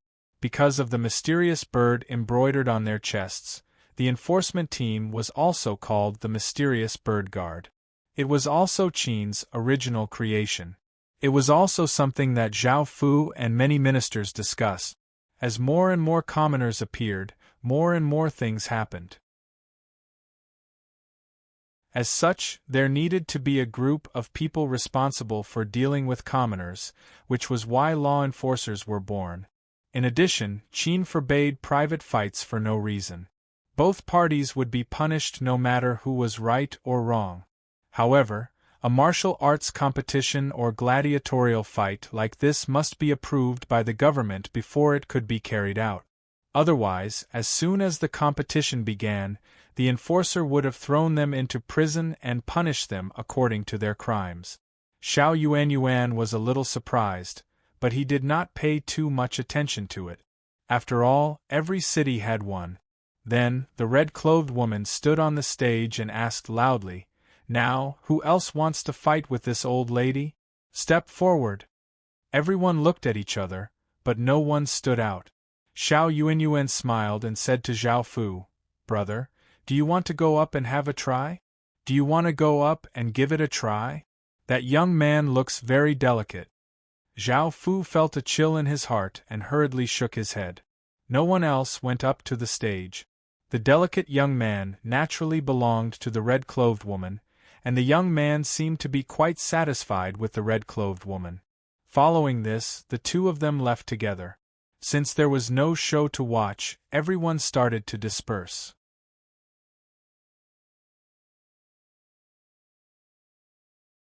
Chapter 1040. Zhao Fu and the others continued to wander the streets until the afternoon. The setting sun dyed half the sky golden, and it was time to return. "Your Majesty, how did you feel about this trip?"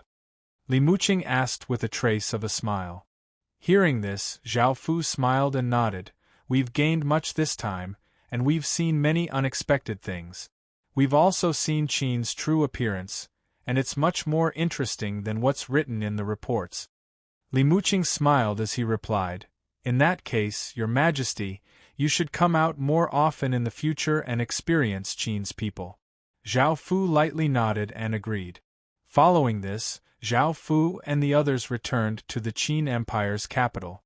After resting for a while, Zhao Fu continued to read through reports. He felt different from before, and it was as if he was more interested in political affairs. A few days later, Zhao Fu finished reading reports and went outside the Legacy Land, because something big had happened. The Blue Wolf Kingdom had suffered heavy losses after fighting with the Lalai Kingdom. Almost 70% of its soldiers and city lords had died, and the remaining forces were too weak to defend the kingdom. Even though the Blue Wolf Kingdom had entered the highest level of defense and had greatly expanded its forces, their battle strength was not as great as before. Moreover, they had lost a city lord, which was a fatal blow. Back then, the surrounding kingdoms had not allowed Zhao Fu to act against the Blue Wolf Kingdom because they wanted to act themselves. The surrounding kingdoms had allied together to divide the Blue Wolf Kingdom. This was the reason why Zhao Fu had come out. Now that the half-beast kingdoms were preparing to attack the Blue Wolf Kingdom, Zhao Fu had hurriedly come out. Zhao Fu had long since wanted to devour the Blue Wolf Kingdom, but he had not been able to do so. After all, the Lalai kingdom was quite weak and could not defend against the other kingdoms, so he could only give up. Right now, the Blue Wolf Kingdom was like a juicy piece of meat, and everyone wanted to take a bite out of it. Of course, with the Lalai Kingdom's power, they did not dare to enter the half-beast world by themselves. It was possible that they would be surrounded and attacked by half-beasts from other kingdoms. As such, Zhao Fu planned to gather a few helpers to attack the Blue Wolf Kingdom. In other words, he wanted to ally with the surrounding grassy kingdoms to divide up the Blue Wolf Kingdom. With a few kingdoms attacking the half-beast world together, they now had the confidence to not be afraid of being surrounded by the half-beast world. Even though the Lalai Kingdom's neighboring kingdoms had left them to die and had even set their sights on the Lalai Kingdom, there were no eternal enemies or eternal friends. There were only eternal benefits, so they were most likely quite tempted. He asked Lu Yuyu to send an invitation letter to these countries, and they quickly responded. Zhao Fu smiled as he looked at the letter, and Lu Yuyu sat in Zhao Fu's embrace. Looking at the contents of the letter, she smiled and said, "Little husband, how much will the Lalai Kingdom's territory increase this time?" Outside the Legacy Lands, conquering regions was not as easy as conquering in the Legacy Land. After all, each region had its own fate, and if anyone wanted to take it, they would have to attack that faction. Within the Legacy Lands, system main cities could give up on their own regions and gather together, and they could freely conquer their own regions. The first time they conquered a region, they would receive a region treasure box, but they would not receive a region treasure box the second time. Now that the human world was in its later stages, system main cities could be categorized as factions and receive the same treatment as ordinary factions, and they could also obtain region treasure boxes. This made it very difficult for Qin to obtain region treasure boxes, as most of them had already been taken by others. Hearing Lu Yuyu's words, Zhao Fu slightly smiled and said, "I'll do my best. I'll help the Lalai Kingdom obtain the most benefits." Lu Yuyu happily kissed Zhao Fu and said, "Thank you, little husband. I haven't seen you in a while, and you don't know how much I've missed you. Can you please satisfy me first?" Zhao Fu looked down at the beautiful woman in his embrace and smiled as he said, "Let's leave that for later. Right now, the half-beast kingdoms are attacking the Blue Wolf Kingdom, so we need to act quickly, or else we won't be able to obtain anything." Lu Yu felt a bit disappointed, but she understood the bigger picture and said, "All right. We'll call Jiwen to wait for you then." Zhao Fu lightly nodded before leaving the Lalai Kingdom's palace. There were 3 other kingdoms around the Lalai Kingdom, and each of them had a small border with the Blue Wolf Kingdom. They could directly attack them and obtain control over them, allowing them to expand their territory. None of them dared to attack the half-beast world on their own, and the Lalai Kingdom's proposal was happily agreed to. With a few kingdoms invading together, they would feel much more confident and would not have to worry about the threat of the half-beast world. This time, the 4 kingdoms, including the Lalai Kingdom, split into 4 groups and simultaneously invaded the Blue Wolf Kingdom's territory. Each kingdom sent out at least 20 million soldiers and 700 city lords, as well as some generals. Over at the Half-Beast Kingdom's side, there were a total of 3 Half-Beast Kingdoms attacking the Blue Wolf Kingdom. Zhao Fu gathered 90 million soldiers and 2,500 or so city lords to attack the Blue Wolf Kingdom, while the Blue Wolf Kingdom desperately defended and temporarily expanded their forces. However, they only had 50 million soldiers and 1,000 or so city lords. These city lords and soldiers were the Blue Wolf Kingdom's final line of defense, and there were also some civil officials and city guards. The 2 armies gathered together, and the terrifying and austere auras caused the air to become incredibly heavy. The Blue Wolf Kingdom's people's faces were quite pale, and because of the disparity in numbers, they were at a great disadvantage. On the other hand, the other side all smiled and looked incredibly confident as they looked at the Blue Wolf Kingdom's people. They were confident that they would be able to split the Blue Wolf Kingdom's territory. In the sky, the two-side city lords gave off powerful auras as they faced off against each other. The Blue Wolf Kingdom's side was led by a half-beast woman. This half-beast woman had a fiery figure and beautiful looks, and she gave off a resolute look. She had wolf ears and a wolf tail that were both snow-white, and she looked incredibly gentle and beautiful.